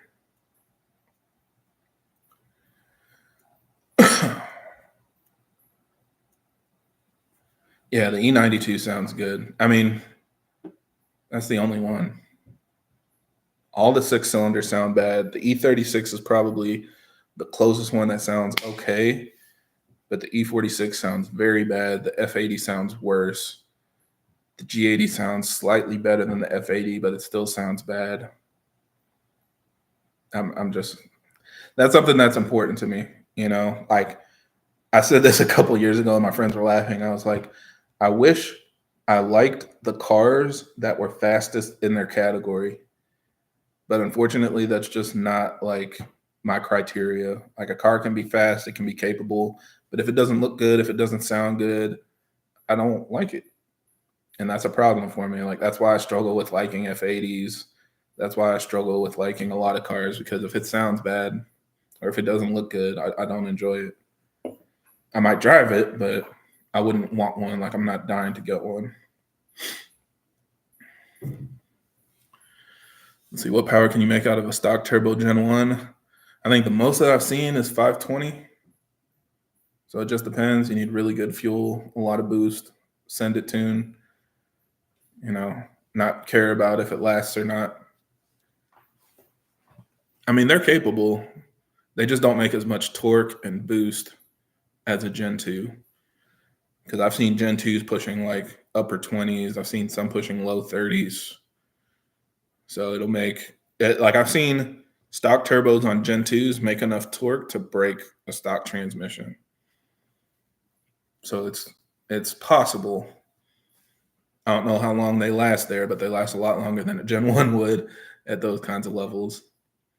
And that's why a lot of those guys, like everybody you see breaking the stock turbo records, they're shifting at like 5,500 RPM.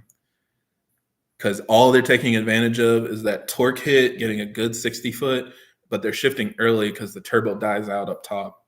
So they got to keep it like in that mid range where the turbo is actually spooling.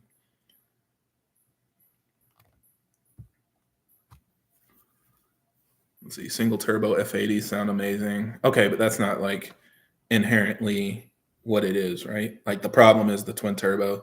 Even with a equal length mid pipe or a single mid pipe or all that stuff, it sounds bad.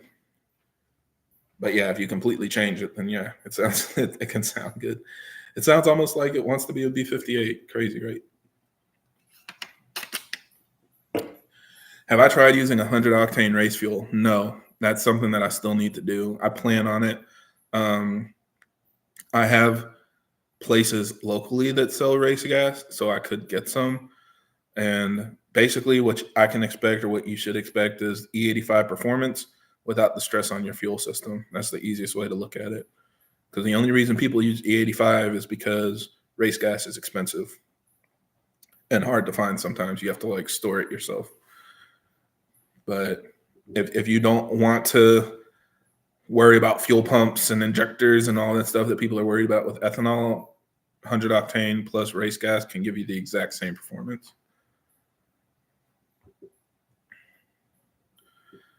Would a faulty eccentric shaft cause a misfire? Yeah, absolutely. A faulty eccentric shaft is basically the same as a throttle body that's broken. So if it's not working properly, it can absolutely cause a misfire.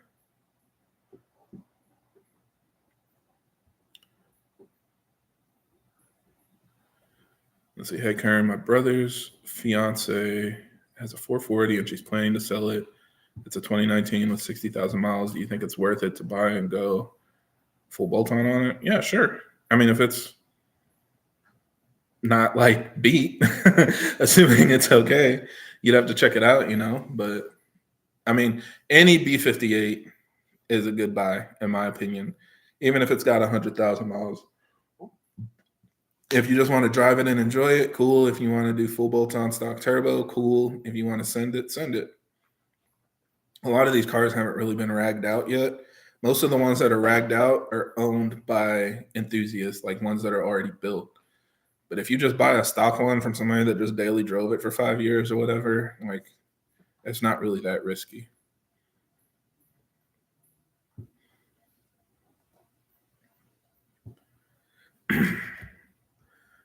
Let's see. I've been learning a lot with your videos. I have an M240 OPF and I want stage 1 and XHP. Will it be possible to know that it was tuned? Can it be OEM again? Yeah.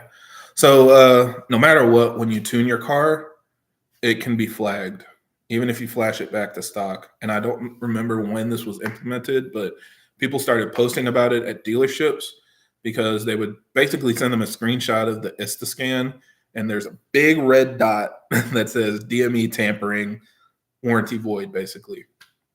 Now, in theory, you should still be able to get other stuff warranted. So if you have like, I don't know, something wrong with your seats, like your power seat stopped working or your iDrive messes up and it's under warranty, then it would be a problem, or it shouldn't be a problem.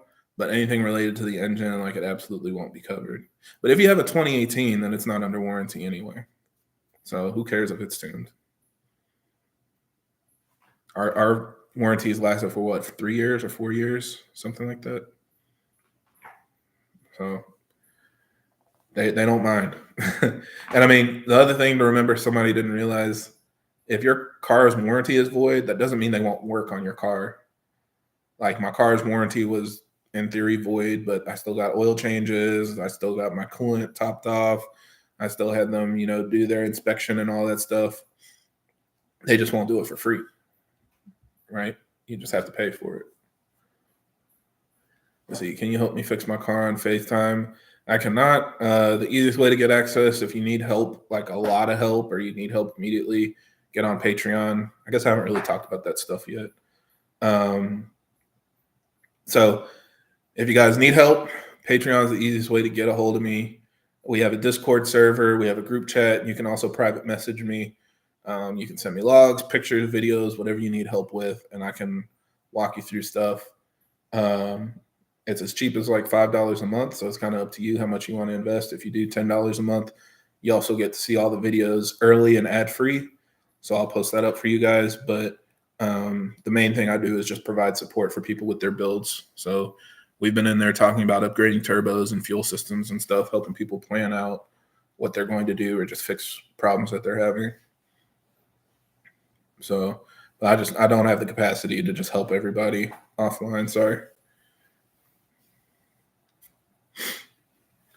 Let's see, is the DIY low pressure fuel pump upgrade just as good as the fuel it?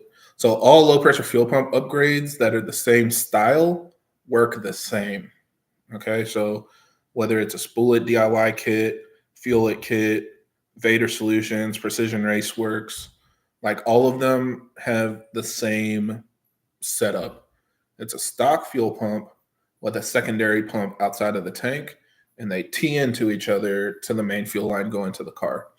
And then you have a positive and a negative where you trigger that secondary fuel pump when you get into boost. The only difference is some of them come with different wiring harnesses, like the precision wiring harness. I've never seen it. I've never worked on a car with it, so I can't say exactly what's going on, but it just seems like overly complicated. The fuel it one that I had, it was really simple. It was just the relay with the wires that you need to wire up the relay. And that's pretty much all you need. But all of them will work the same. It's the stock fuel pump with an external pump, usually a 450 or a 525 Walbro, and it gives you more fuel when you need it. So the biggest issue, I think, with the DIY pump is it's hard to install. It just takes more work. But if you've got the patience, it'll work. But I recommend Fuel It because I know their bracket works really well. You can literally separate the pump, drop it down in the tank, and then lower your stock pump onto it, and it just like clips on. So that's the easiest one to install, at least that I've done, and I've done it twice now. Let's see, what power did you end up making? I haven't posted it yet. Hopefully soon. We're still tuning it right now. For everybody that wasn't on earlier, I was explaining, all the videos that you guys see of me diagnosing boost leaks and all that stuff. That's my car. That's me figuring out stuff with my car. And lately I've just been having issues with it. So it drives fine, but it's not like consistent when I get into boost and stuff. And we're figuring out these little, just little growing pains, especially once we started going over 30 PSI. A lot of little gremlins started popping up, and I'm trying to make sure it's 100% before I get on the dyno and do draggies and stuff. So still working on it. It's on E85 right now. We've done, I think, 32 PSI, just working on consistency and like fine tuning it. Let's see, can I run my exhaust into my cab when you want to hear your exhaust without rolling my windows down?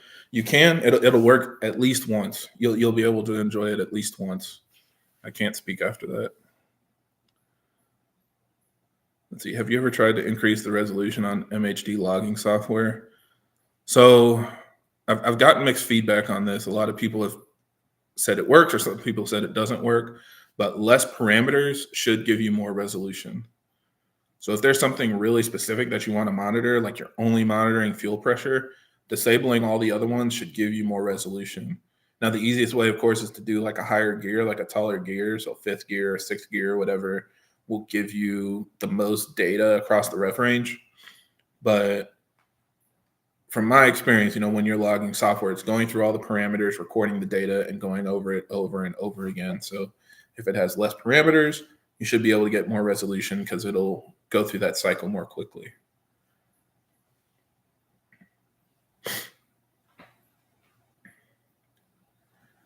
Let's see, do those trans tunes like XHP stress the trans? So everything about XHP, in my opinion, or my experience, is safe except for drag mode. Drag mode is like disabling NOx sensors or disabling your O2 sensors. It just takes all the safeties off, and whatever you send to the trans, it will do regardless of whether the conditions indicate it's safe or not. So that's something that I absolutely would not recommend. I know a lot of people do it with mixed results. Some people get it one time and they're done. Some people will say they've been doing it for 2 years or whatever. So, that's kind of my personal opinion. I would never run drag mode. I would just get a custom tune, and it gets you as close as drag mode as you can safely without disabling, everything that keeps your transmission healthy.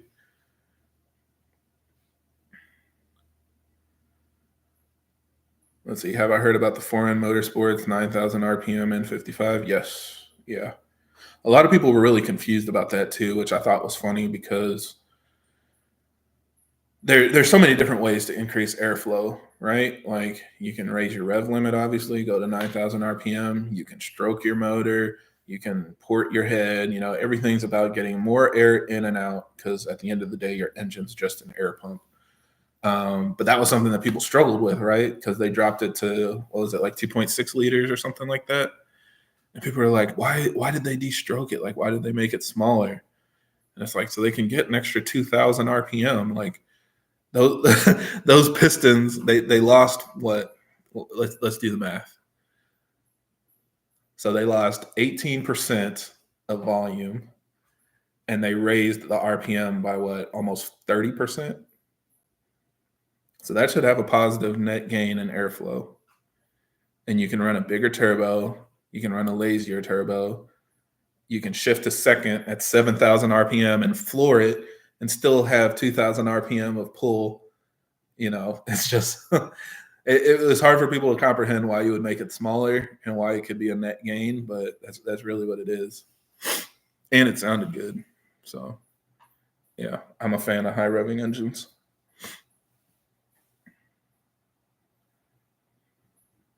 Oh, yeah. This will be live. So after my live streams, they get published as just like a full video.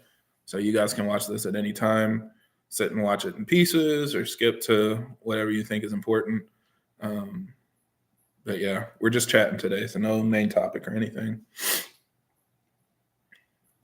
Let's see, I got a 2019 X5 Stage 2. Would you sell it and get the M50i or keep pushing? So a lot of people are asking me about this lately. And I guess because the 50i's are becoming so capable, I get it. I mean, I think if you're not a tuner, like you're not somebody that enjoys tuning your car, sorry, not a tuner, but if you're not like an enthusiast that just wants to modify your car, you just want a car that goes fast, then I think the 50i makes sense, especially the newer ones, like the TU3 is the latest one. If you can afford that one, it's very capable, it's very fast, and it's pretty reliable compared to older twin turbo V8s. But if you like tuning your car, the B58 is going to be cheaper. It's going to be easier to work on, easier to maintain, and you can still make plenty of power. You know, like, I mean, nothing has changed that makes it harder for us to make power. We just have more parts. So people spend more money to do the same thing. As bad as that sounds, you know, people were making over 600 wheel horsepower with just a Dodge Stage 2 downpipe and turbo back in like 2020 and 2021. But now people think you need injectors, you need port injection, you need a low pressure fuel pump, all of this stuff. And it's like, it's not harder. You just need to set your car up for your goals. So that's really what it comes down to. I mean, if you want a certain amount of power, you want to hit a certain quarter mile time, like I was telling the other guy earlier, if you've got a best friend and you want to beat him, figure out what he has and what you need to get faster than him, you know, that's all you need. But an X5 Stage 2, like, it's fine. It's an X5. It's always going to be an X5. So, you know, sometimes you just kind of got to settle with that. My car is never going to be fast because it's a manual transmission. I'm okay with that. I'm having fun with it. I enjoy it. But, you know, there's nothing else there. It's going to always be limited by that. No, I'm not celebrating Seven's Day. I'm probably just going to watch Instagram stories of other people having fun. I don't even know because, like, what was it, 3 weeks ago or 4 weeks ago, I passed a right-hand drive RX-7 on the highway, and I don't know where he was going. I don't know where he was coming from. It was like raining and stuff, so it was like he was just driving his daily to the grocery store or something. But I don't see a lot of them around here, like, generally, so it seems like the market isn't really here. But there's probably something going on around here. I just haven't heard about anything. Let's see, I have a Stage 2 Plus M240. My low pressure fuel pump failed. I'm trying to understand what could have made it fail. Ooh, 23,000 miles. It's hard to say. A lot of things can make a low pressure fuel pump fail. Low miles is not typical. Like at 23,000 miles, it shouldn't fail. But I've also heard like there were a lot of guys in Europe that were using a specific brand of ethanol that was causing them to burn out. I can't remember the brand, but I mean, it can be something as simple as that, like really bad gas or something can cause it to burn out. I've heard mixed results of people using, what is it? I don't think is it anti-lag? One of the settings can also sometimes make your low pressure fuel pump draw like full load all the time for some reason. And you have to like reflash to fix it or something. So it might be depending on the settings that you have too. Just keep it in mind. I mean, thankfully you're back on the road, but it shouldn't fail that fast, but there's nothing stopping it if like a bad situation doesn't happen.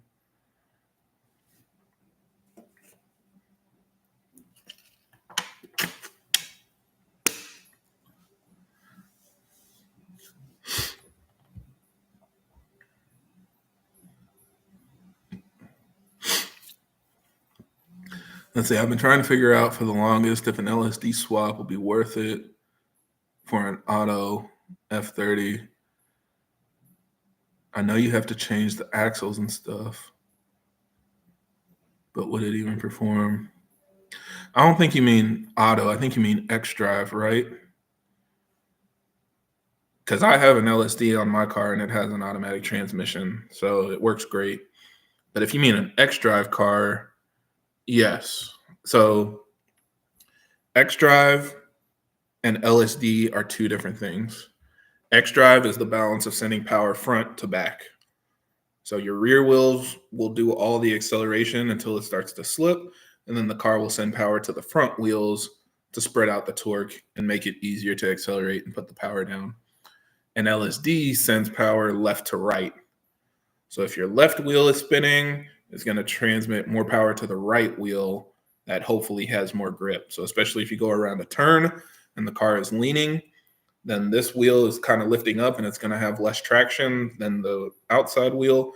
So it'll send more power to the outside wheel so you can accelerate through the turn. So XDrive isn't going to help you with that. XDrive can send more power to the front and rear, but it can't send power left or right.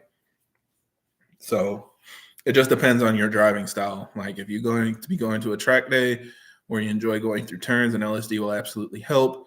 The M240i has an LSD from the factory. The M3 and M4, the G80 and G82 have an LSD from the factory. A lot of cars like STIs, like WRXs, they have front and rear LSDs from the factory. So it definitely helps. It's just a matter of like where your limitation is and how you drive. It won't necessarily help you a lot on a drag strip, but for sure around a road course, enjoying turns and things like that. And I think if you look up Farkle on here, Farkle, he did an LSD, a wave track install on his F31 328D, I believe, or 328i or whatever. And he was tracking it and he said he loved it. So yeah, it just depends on what you want out of your car. Let's see, any reported issues with OBD readiness on unlocked DMEs? No. If you're running stock tune and stock hardware, it'll still show ready. If you have aftermarket equipment, like especially an upgrade to high pressure fuel pump, like if you have a Dorch high pressure fuel pump, that's not going to show ready. If you have like cat monitoring disabled, so you don't get a check engine light with a catless downpipe, that won't show ready. But other than that, if you don't have those settings checked, then it should be fine. So, but I know that surprises a lot of people because they install like a Dorch Stage 2 and then it shows that a monitor's not ready and they don't know why. And it's the settings that they use for the high pressure fuel pump upgrade that prevents it from showing ready. It's like the fuel system readiness or whatever. So if you want fuel system to show ready, you either need to stick with a stock or a TU high pressure fuel pump.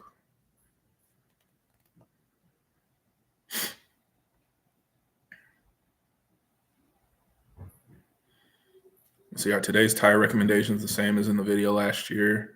Yeah, I would say generally everything's the same as far as like picking tires and everything. It's just kind of depends on your driving style and what you're interested in. I'm running RE71Rs on my 440i, and it's probably my favorite tire for like summer good weather and all that stuff, you know, I've really been enjoying it. Close the door. Can I hang out with you? No, not right now.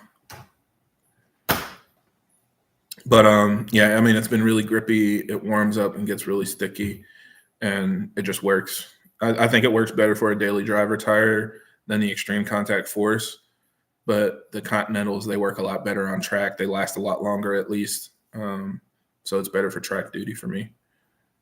So, but yeah, I mean, tire technology will improve. Different tires will get better, but the idea behind it will always be the same.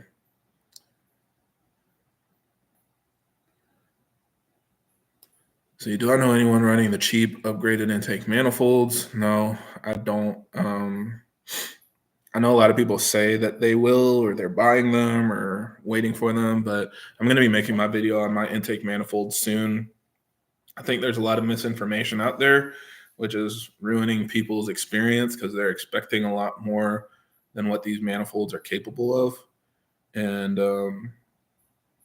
you know, it is what it is. I want to set the record straight on my experience, at least share my results with you guys and what you can experience if you go with, you know, like I've got the RK on here.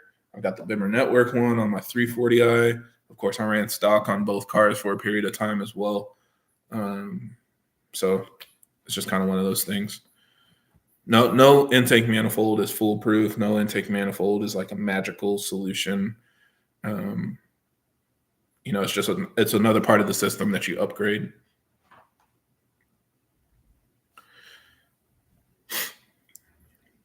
Let's see. Do I ever want a louder blow-off valve?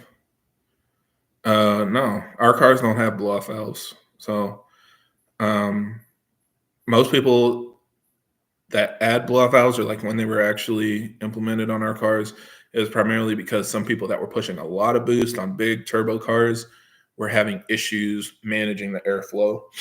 Because stock, our cars manage the airflow with Vanos tuning. So our valves open and close at the correct speed in order to allow airflow to kind of pump through the engine and out of the exhaust. So there's no diverter valve, there's no blow-off valve. I don't think most people need them. Most of us that are just pushing 600, 700, maybe even 800 horsepower, you don't really need it. It's not until you're pushing like really high horsepower where it seems like the cylinder head can't manage that airflow effectively. And so then you start running into issues with boost surge or, you know, basically damaging your turbo. So that's where a blow-off valve comes in, because it can vent some of the air to atmosphere and let the rest go through the engine like normal. But I don't think I need it. I'm not fast.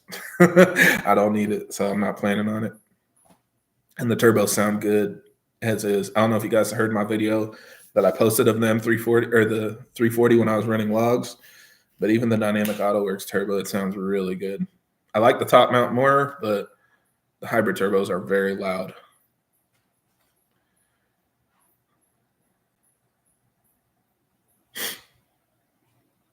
Let's see. Fixed front camber plates, say 2 degrees negative camber for street driving. Can you envision any reason in an engineering point of view to complications with making such a product? I mean, I think the limitations for fixed camber plates are the same as the stock setup. You're not able to control how much camber you're running, and you're not going to have the same camber on both sides. So I think stock, your car can have up to like 0.25 or 0.3 camber difference left to right before the OEM feels like they need to do something about it. So if you have 1 degree of camber on one side and 1.25 on the other side, they'll send it. They're like, that's fine, that's good enough. And so I'm just not a fan of that. And if you upgrade to fixed camber plates, it's not going to change that differential. You know, just having extra camber isn't really an issue, but you're not going to be taking full advantage of it. And I'm not a fan of that, especially if you can't like rotate your wheels and stuff like that. It's just not ideal. Let's see, any plans to do a DIY kit? I don't know, man. I need a lot of support to get there. Either way, it's a lot of money.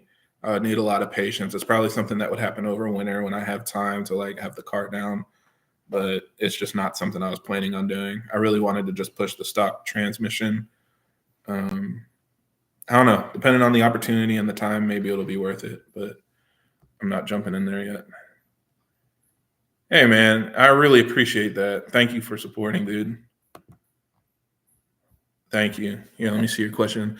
Had a stuck open injector on my stage 3 B58 on a Pure 800 last night. Loads of smoke. My builder saying no need to upgrade them, just replace. Yeah, I mean, if it's an injector, that's common, man. You could definitely just replace with OEM. Save your money and just buy a Bosch injector. If you find one, I guess you're in Europe since you have an M140, but find a company that's just selling the Bosch injector without like the dealer markup, and it shouldn't be too bad. And I mean, you can replace the one that failed, or you can replace all 6. It kind of just depends on, how your reliability has been so far. A lot of people just replace one, and then if another one fails, they replace them all, or you can just replace them all and be done. But yeah, because I think the Bosch one, if you buy it from Bosch, it's like 25% of the price of like a new one. So big cost savings, and Bosch is the OEM supplier. So it's the exact same as the one that comes in a BMW box. So that's what I do. For sure, man. Yeah, no, thank you for the support, dude. I really appreciate it. Yeah, hopefully my videos are helping you out. Let's see, what has been my favorite upgrade on each of my cars? That's an awesome question, man. So on the 440, you can't see it, but I have European taillights, which doesn't matter to anybody, but is really important to me. It's something that I fell in love with, like when I started tuning German cars, and a lot of times the European lighting situation is a lot better than ours. And so I have the European black line taillights now, and I basically traded my OEM LCI LEDs for the same price. So I virtually got them for like $50. But I really like them because they're black, like the housings are black. So it's not like bright cherry red. And it also has the amber turn signals that's required in Europe. In the US, we have the red turn signals. But when I put the turn signals on that car, hazards or whatever, it flashes yellow. So it looks a lot better. It's just so much better. And I can't explain it because when I show it to somebody, they don't understand that it's different. But I really, really like it. And then on the 340, I would say my favorite mod is probably either the sway bars or my camber plates. I still haven't decided which one made a bigger difference. But when you're going through a turn, not just going through a turn, but the turn in and getting the car around a corner was so much better after doing those mods. And it was fine on stock suspension, but it just turned it up to the next level. And when I went to the track, like I showed you guys the video where it was doing like 5 seconds a lap faster, it was just so much more capable, man. And it's really hard to illustrate that without trying it because everybody just complains stock suspension sucks, stock cars suck. But it was fine. I was doing 120 plus at the track, and it was fine. But when you add some camber and stabilize it with sway bars, it's so much more stable. You can carry so much more speed. It's so much more responsive. I just love it. So, yeah. Oh, dude, I appreciate it. Thank you. Thank you, Victor.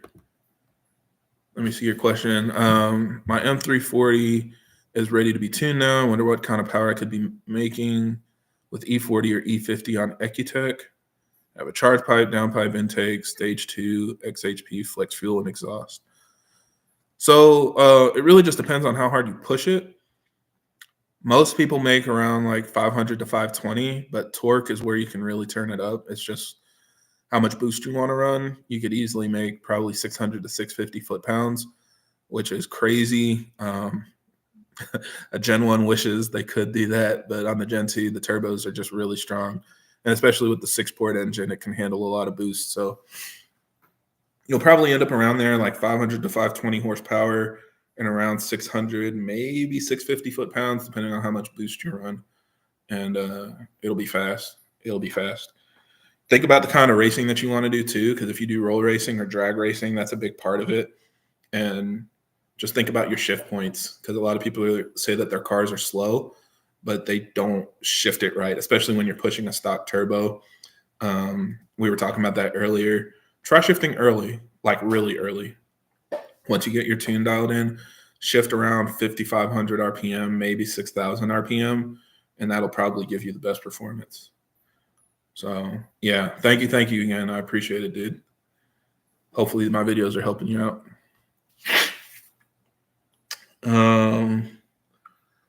Let's see, if you could have either 3 BMWs, any cost or vintage, or a single GT3 RS, what color GT3 would you get? So that's a good question. And I built that GT3, or no, actually it was a GT4 RS, but it was the same spec as what my GT3 would be. So it's, I mean, still boring, black exterior, black interior, black wheels without the pinstripe. I don't want any blue on the car, but I would do the yellow calipers with the carbon ceramics. And then basically the upgraded headlights, clear tail lights. I have the specs saved. I'll just send it to you. But yeah, no, good man for sure. Of course you knew it. I was curious because we saw a Panamera, and my wife was asking if it's cheaper than an RS7. And I was like, well, basically a base Panamera is probably the same price as an RS7, but sure enough, it was cheaper. It was like 20 grand cheaper. And so then I started scouring the Porsche website. You knew, like, I wandered over into GT4 RS land and started looking at options. But it looks like they're not selling GT3s anymore. I don't know.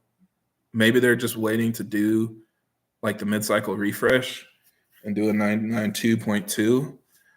But they only have GT3 RS and GT4 RS on the Porsche website. They don't have a GT3 or a GT4. So either they're not making any more or they're getting ready to release the refresh on those. We'll see. And I'll be the first to let you know my spec. Let's see. Would you say getting an F10 M5 wouldn't be good for drag racing or track purpose? I would say an F10 M5 wouldn't be a good idea, period. That's the easiest way to put it. If you're stuck between an F10 and an M340, I would throw the F10 in a ditch and get the M340 as fast as you can. Those cars are not reliable, man. Now, if you can get an F90, way more money, but that would be the point where I would say, yeah, I'd consider it. But F10, that ain't it.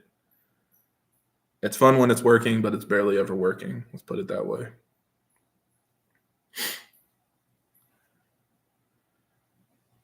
For sure, dude. Yeah, I appreciate it. And I'm trying to do what I can. I don't know everything, obviously. Like, most of what I'm sharing with you guys is just stuff that I screwed up already. So I learned from my mistakes, but glad to help, man. Let's see. What's the best upgrade path for a manual 340i? So first step is clutch. If you can do that, you're going to have way better luck. That's what I did. I was stage 1, and I did my 550i clutch upgrade. Then I went to U-pump and everything else. So I never experienced any clutch slippage. And I attribute that to why I'm having so much luck with my 550i clutch right now. Because I know a lot of people that have burned through it. They said it's not holding the torque, even on stock turbo. But I'm pushing at least 600 foot-pounds, and it's holding. So I really can't complain. I'm making around 29 to 30 PSI, especially on a warm day. And it's holding fine on the 440. So yeah, I mean, that would be my biggest recommendation is upgrade the clutch before it starts slipping. Just bite that bullet, especially if you can't do it yourself. I know it's expensive, but the 550i clutch is like $350. So at least you're not spending like $2,000 on a clutch like a lot of other ones. Let's see, would I install a lightweight flywheel? I would love to, but one, I didn't feel like spending the extra money at the time because I didn't know if it would work with the 550i clutch. And then also that's the biggest cause of rough driving and like chatter and stuff at idle. And I like my car being a good daily driver. I told you guys before, like I had auto start stop enabled pretty much up until I couldn't, because at some point when I disconnected my MAF sensor and disabled it in the tune, the auto start stop stopped working. But when I was stock turbo, even upgraded turbo initially, I had auto start stop enabled, so the car would be completely silent when I was stopped. Because my previous car had a lightweight flywheel, and if I was stopped at a light with the windows down and the AC on, it sounded like, you know, Blue Man Group, like it was just drums and cymbals, just crazy amount of racket. And I did not want to hear that. So I was enjoying the car being completely silent. Not sure I want to bring that back on this car. Maybe on a car that was strictly a project, but this car, I daily drive it. I take it to work. I got take my wife on dates and stuff. So I like it. I like it seeming like it's stock, like the clutch feels stock, sound stock. I enjoy that a lot. Let's see. Why do Gen 2 B58s make considerably more power than a Gen 1 B58 with a TU pump? Because the turbos flow more air and can safely run more boost. So when they tune a Gen 2 B58, they're pushing way more boost. They're pushing 25, 28, sometimes even over 30 PSI to hit some of these crazy records that we're seeing. Like the people running low 10s and high 9s, they're running over 30 PSI on a stock turbo. If you did that on a Gen 1 B58, you wouldn't know how fast you went because it would only work once. And then the turbo would go bye-bye. So that's just kind of like a part of it. It is what it is. I expect the Gen 2 B58 to be even more capable. You know, there's nothing that you can do to get past that, unfortunately. Stock turbos on Gen 1 aren't as strong. So how do you feel about the 540i? I like it a lot. I almost got a 540 instead of the 340, actually. But the problem was I didn't think it would be as capable for my style of driving and what I wanted to do. And then the 340, I found it for a really good deal, and I jumped on it. But I would love a 540 for a daily driver. That was kind of supposed to be the point of the 340 before I became an idiot and started doing everything else to it. But it was supposed to just be like an OTS stock turbo, like test car just for me to try stuff and do mods to it. And then the turbo upgrade came and everything else just kind of went downhill. Let's see, any preferred tuners for the B58? So I can tell you who I've worked with. OdinTuned tuned my 440i, and then Subpar Tuning, which I know how the name sounds, but it's Doug Newton. If you guys have heard of him, he's tuning the 340. Both of them are very capable. Both of them tune MHD, boot mode, and MG flasher. I know Doug does Ecutech as well. I can't remember if OdinTuned does Ecutech, but I believe he will. And of course, they'll tune reflex as well. So whatever setup you want, whatever platform you're on, they can hook you up. I would definitely recommend them. But there are a lot of good tuners out there. Like David Shoup is good. Wedge Tuning is good. Body, of course, a lot of people go to Body, especially for Gen 2s. Yeah, there's a lot of guys out there. Sam A is getting really popular. You guys have seen that for sure. So, yeah, definitely. Eric, appreciate it, man.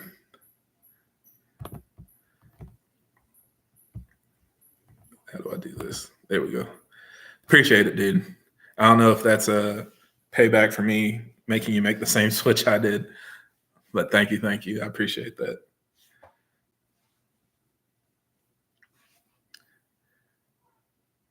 Yeah, I guess we kind of followed in each other's footsteps, kind of, right?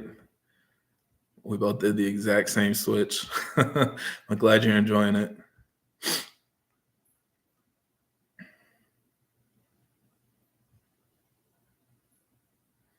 Let's see. Sorry, trying to make sure I'm going through my messages.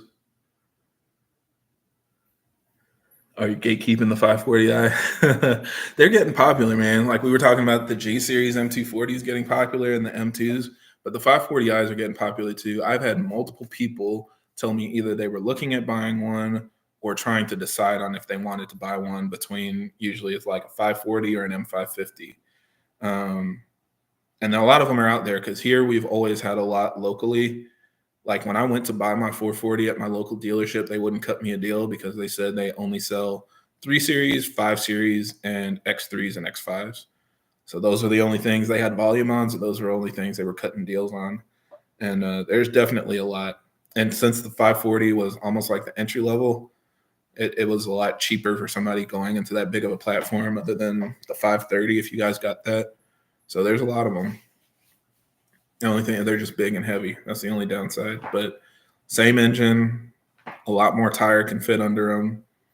They can look a lot better with like bigger wheels and more concave wheels and stuff. So yeah, I think they're getting more popular. See, how's my turbo been? The turbo's been good. It's everything around it that I've been working on. And so I guess I can share a little more insight because we fixed the boost leak, also found an exhaust leak, fixed that. We had some misfire issues that we're still trying to tackle what exactly is going on there. It could be a lot of things, but I've been going through a lot of diagnostics on the car because sometimes it works really well and sometimes it doesn't. We think now it may be due to voltage drop. So we've got to dig into making sure like my reflex is powered properly. I don't have any like fuses that are blown or anything that's weak. All my grounds are good. So that's probably what I'm going to be getting into after I get off here. But sometimes it pulls really strong, really hard, does exactly what I want it to do. Other times we're having like little issues and it's trying to work through those bugs. So it was good on pump gas, even up to like E40 or E50. But once we got to like full E85 and started pushing more boost, like over 30 PSI, we started uncovering these little bugs. So that's why it's taken so long to make the video or share more updates. What's my opinion on the Omega Turbo? So I definitely think it should be a solid option. I did help them with test fitment on the Gen 1. I posted some of that like a while back, last summer, I think. But it's a very big turbo. At least the one that I test fit, it is huge. And I think that's probably their biggest opportunity, depending on the size of the wheel and everything, is it should be able to flow a lot of air and make a lot of power, pretty much similar to a bigger full frame. But I don't know like the wheel design and stuff like that. I don't know what its capability is. So we'll just kind of have to wait and see as more people push it. But it seems like it should be a very capable, high-flowing turbo just from what I saw. But yeah, people are only now really getting their hands on it. And hopefully we'll see more results soon.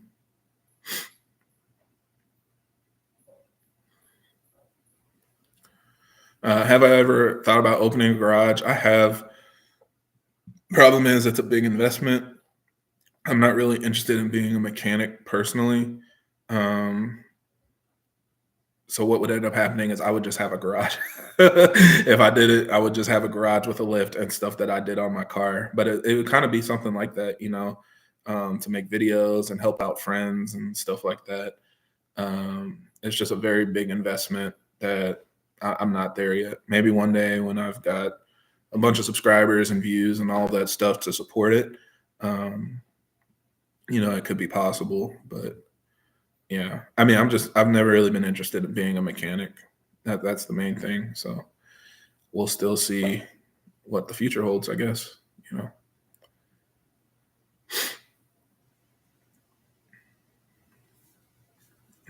Price has gone up $5K for a used G42 since the shop CT 17s. That sounds about right.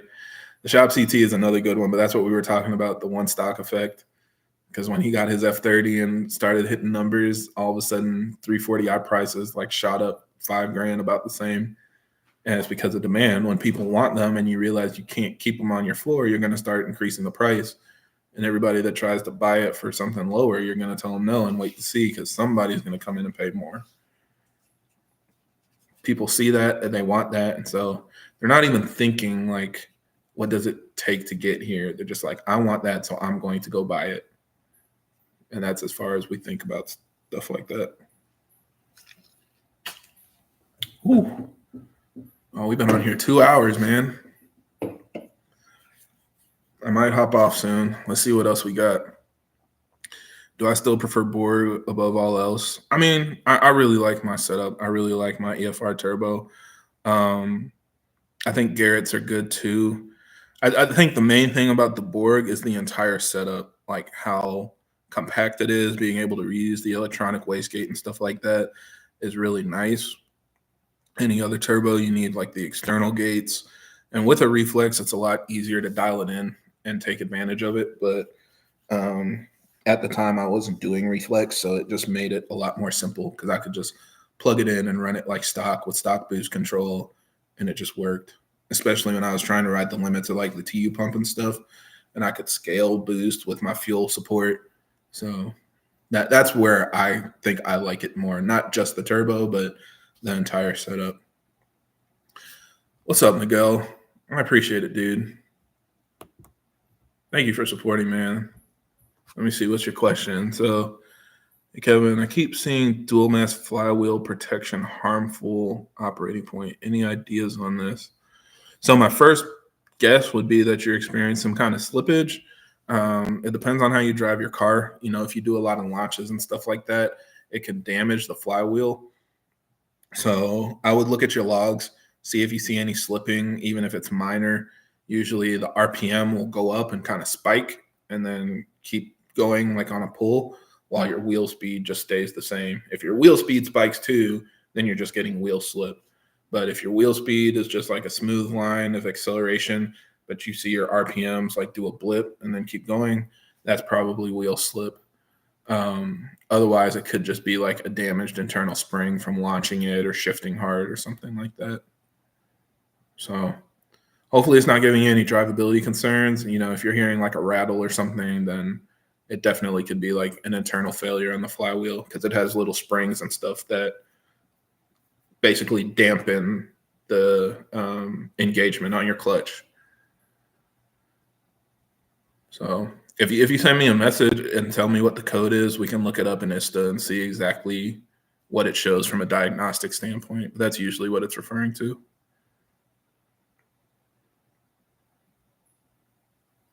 Yeah, so if it's not slipping at all, then I would probably guess not necessarily that something is broken on your car, but that's what it's detecting, that something is broken inside of the flywheel. And there could be a lot of different causes for that. I'm thankful that I haven't had the issues a lot of the older E90 guys had, where it would give like false knock detection and cause misfires and stuff like that, because the dual mass flywheel would rattle and like bounce back and forth and cause the car to think that it was knocking, when in reality it was just the flywheel. So I haven't experienced that. And again, I'm pushing, you know, over 600 wheel horsepower at this point. So I wouldn't think it's that, but if it was damaged, that might be something that it's detecting as well. It's just hard to say. But yeah, like listen to it at idle, listen to it when you're getting on the gas and like getting going from a stop. See if you hear like rattles or any noises that could indicate the flywheel's going out.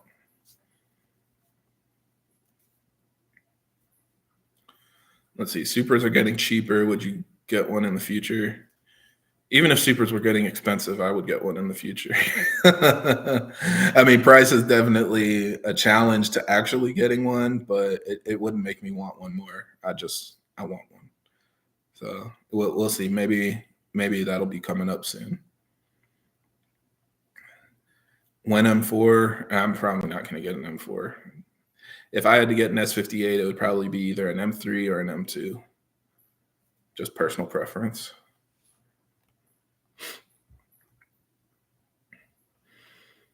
Yeah, man. And I mean, because unfortunately the flywheel itself is expensive. So maybe at that point you could go with single mass anyway. But the most annoying thing about clutch stuff is you can't tell until you take the transmission off, and that's half the job. So it just sucks, unfortunately. And nobody wants to go through all that work and pull it and realize everything's fine. And it's just a loose bolt that's rattling around in there, or like a bad slave or something stupid. But yeah, that's the challenge. At least the clutch itself isn't too expensive, but I know the flywheels are kind of pricey. So yeah, just kind of keep an eye on it. And if it's not causing any drivability concerns, if it's not limiting torque or anything, maybe it's not a problem. You know, it's hard to say without really going through the diagnostics.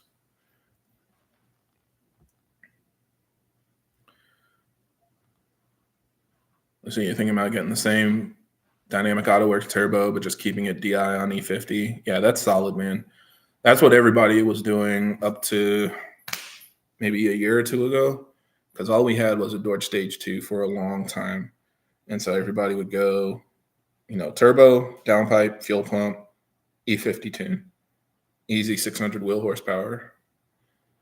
And the trans is happy, the car is happy, it's consistent, the engine is relatively happy, you know. I mean, it's a solid setup. You know, the only thing is you got to calculate your mix. But if you get a flex fuel kit and get a flex fuel tune, then you can always just run E50, you know. But if your mix gets off a little bit, it'll automatically adjust and you won't have issues, which is nice. So, yeah, I mean, that's the simplest setup. You're spending what, $5,000 for doubling the car's horsepower? That's like the cost of just a turbo kit for a lot of these bigger setups. So I think that's a really good value.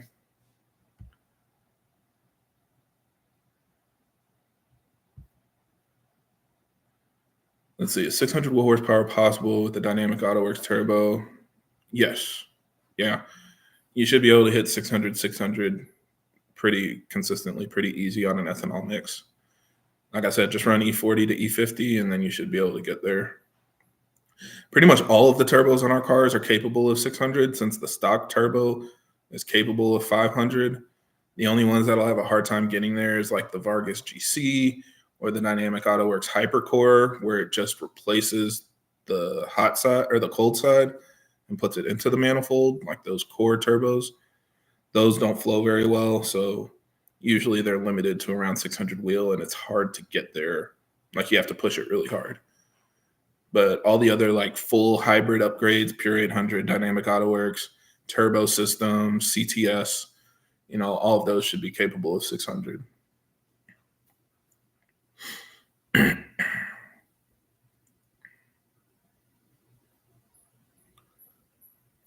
Let's see. So what turbo is best for daily driving, and would I upgrade if I only use 93? Yeah, I mean, that's what I did. I posted my data earlier this year, like back in March or April, for my 93 octane numbers. The big turbo on pump gas will make more than the stock turbo on pump gas. That's the easiest way to put it. So if you're only running pump gas and you're not running ethanol, you don't care about anybody else's ethanol numbers. You just care about your car being faster. And the only way you're going to push past the stock turbo limits on low octane fuel is upgrading the turbo. So I definitely think it's capable, especially if you have higher quality fuel than I have. You could probably get over 500 to 550. If you have a 6-port Supra, for sure, you can make good power on 93. I've seen even people make almost 600 wheel on pump gas. But again, you got to have good quality fuel, really healthy engine, you know, all that stuff. 500 to 550 is maybe a little more realistic for most people. But yeah, I mean, ethanol is a cheat code, but everybody doesn't have it. And so we kind of get jaded thinking that something's wrong with our cars if it's not making 1,000 horsepower. But on pump gas, you can have a very capable car that's more fun and faster than stock turbo. Just enjoy it. I wouldn't worry about what everybody else is doing. Would S58 turbo upgrade beat the B58 turbo upgrade? So if you mean like S58 pures versus B58 pures, yes. But if you're talking about like a top mount turbo, like 6870 on an S58 versus a B58, it should be about the same. The turbo is going to be the limitation. Once you push it, that's where all your airflow is coming in, and they both should be at least making the same amount of power. You know, how fast they're going depends a lot on the rest of the setup. Most of the S58 cars are heavier and stuff, so a Supra with the same turbo is going to go faster than an M3. But yeah, versus if it's on the street and you're doing a roll race, then the Supra is probably going to struggle for traction and stuff. So it just depends. But if the turbo is the same on both cars, then they'll both make the same power with the same supporting mods. Oh, all right. Yeah, it's been a while. I might do 10 more minutes. Let's see what we got. Have I seen any data on the Hypercore? So the Hypercore is weird, right? Because, I mean, even just in general, a lot of our upgrades are weird. A lot of people do upgrades and don't share their results because there's no obligation to, right? Like, why am I going to go pay $100, $150 to get dyno numbers just to prove to you guys how much my car makes? Or why am I going to do dragging numbers if I'm scared of getting a ticket? Like, I just want to enjoy my car around town. And so I have the stock turbo. I want a little bit more. I pay, 1,800 or whatever for a hypercore, and now it feels good. That's like the circumstance that I've seen most hypercore owners are living in. I mean, obviously, if you go for a turbo like that, you're not setting records. You're not like trying to break into the next galaxy or anything. It's mostly people that just want to enjoy their cars. So I've seen logs, but I haven't seen a lot of dynos. I don't think I've seen a single dyno, actually. I don't think I've seen a single draggy, but I've seen people give numbers that their tuner said they should be making. I don't know if it's based on airflow or boost or whatever, but most people seem to be around 500 to 550, which is similar to stock, but maybe like a little more top end power. So it just kind of depends. And as for the hypercore, the Vargas GC, we've seen more numbers since it's been out longer, but it seems to perform pretty similar. So yeah, you can probably hit 600 wheel, but like I was saying before, that's when you're really pushing it. You've got E85 port injection, everything thrown at it, really good fuel, really good air, and it should be able to make probably around there when it's at its limit.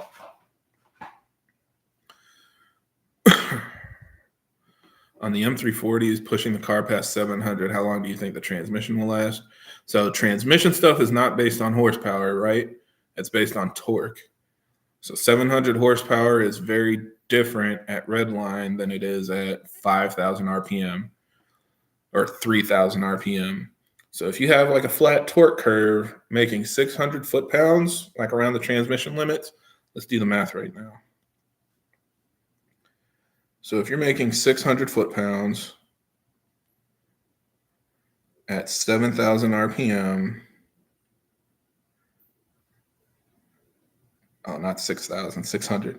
600 foot-pounds at 7,000 RPM. I saw those horsepower numbers and I was like, wait, what the heck? Yeah, that's almost 800 horsepower. So in theory, you could have a perfectly flat 600 foot-pound torque line that's right at the transmission limits. It's nice and happy, but it makes it all the way to redline, and your peak numbers would be 799. So that's what I would focus on. Think about how much torque you're making because, so you were thinking the same thing. Just focus on your torque, focus on a flat torque curve. You can actually see that in your logs now, and your boost will probably rise as you go towards redline. So like I said, at 3,000 RPM, you won't need a whole lot of airflow. It'll probably be like 25 PSI, 24 PSI, but it'll ramp up to like over 30 PSI as you get towards redline. And you'll really make some sauce up top, but you'll keep your trans happy. That's how most people that are making like really good numbers on stock trans, they're either doing that or they're just limiting torque in sixth gear. So they'll make all the sauce in fourth and fifth, but then when it shifts to sixth, it gets really slow and torque drops down to keep sixth gear from slipping. But yeah, so that's kind of my perspective. Stick to around 600 foot-pounds and you should be okay on stock.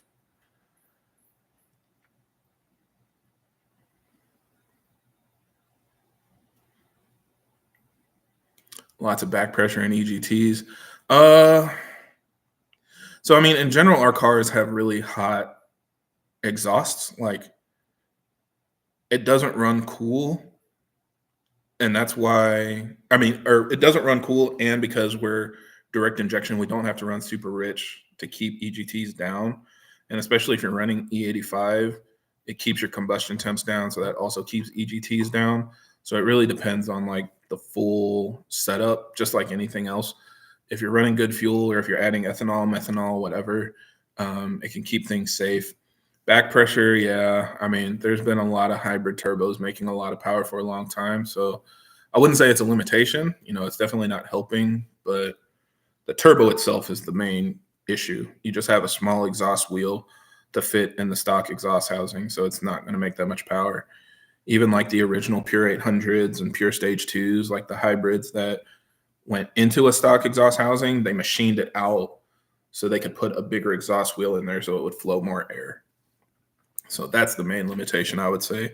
Having that small exhaust wheel, it'll make it torquey, but it won't make as much big power up top as like an actual full hybrid or stock location turbo.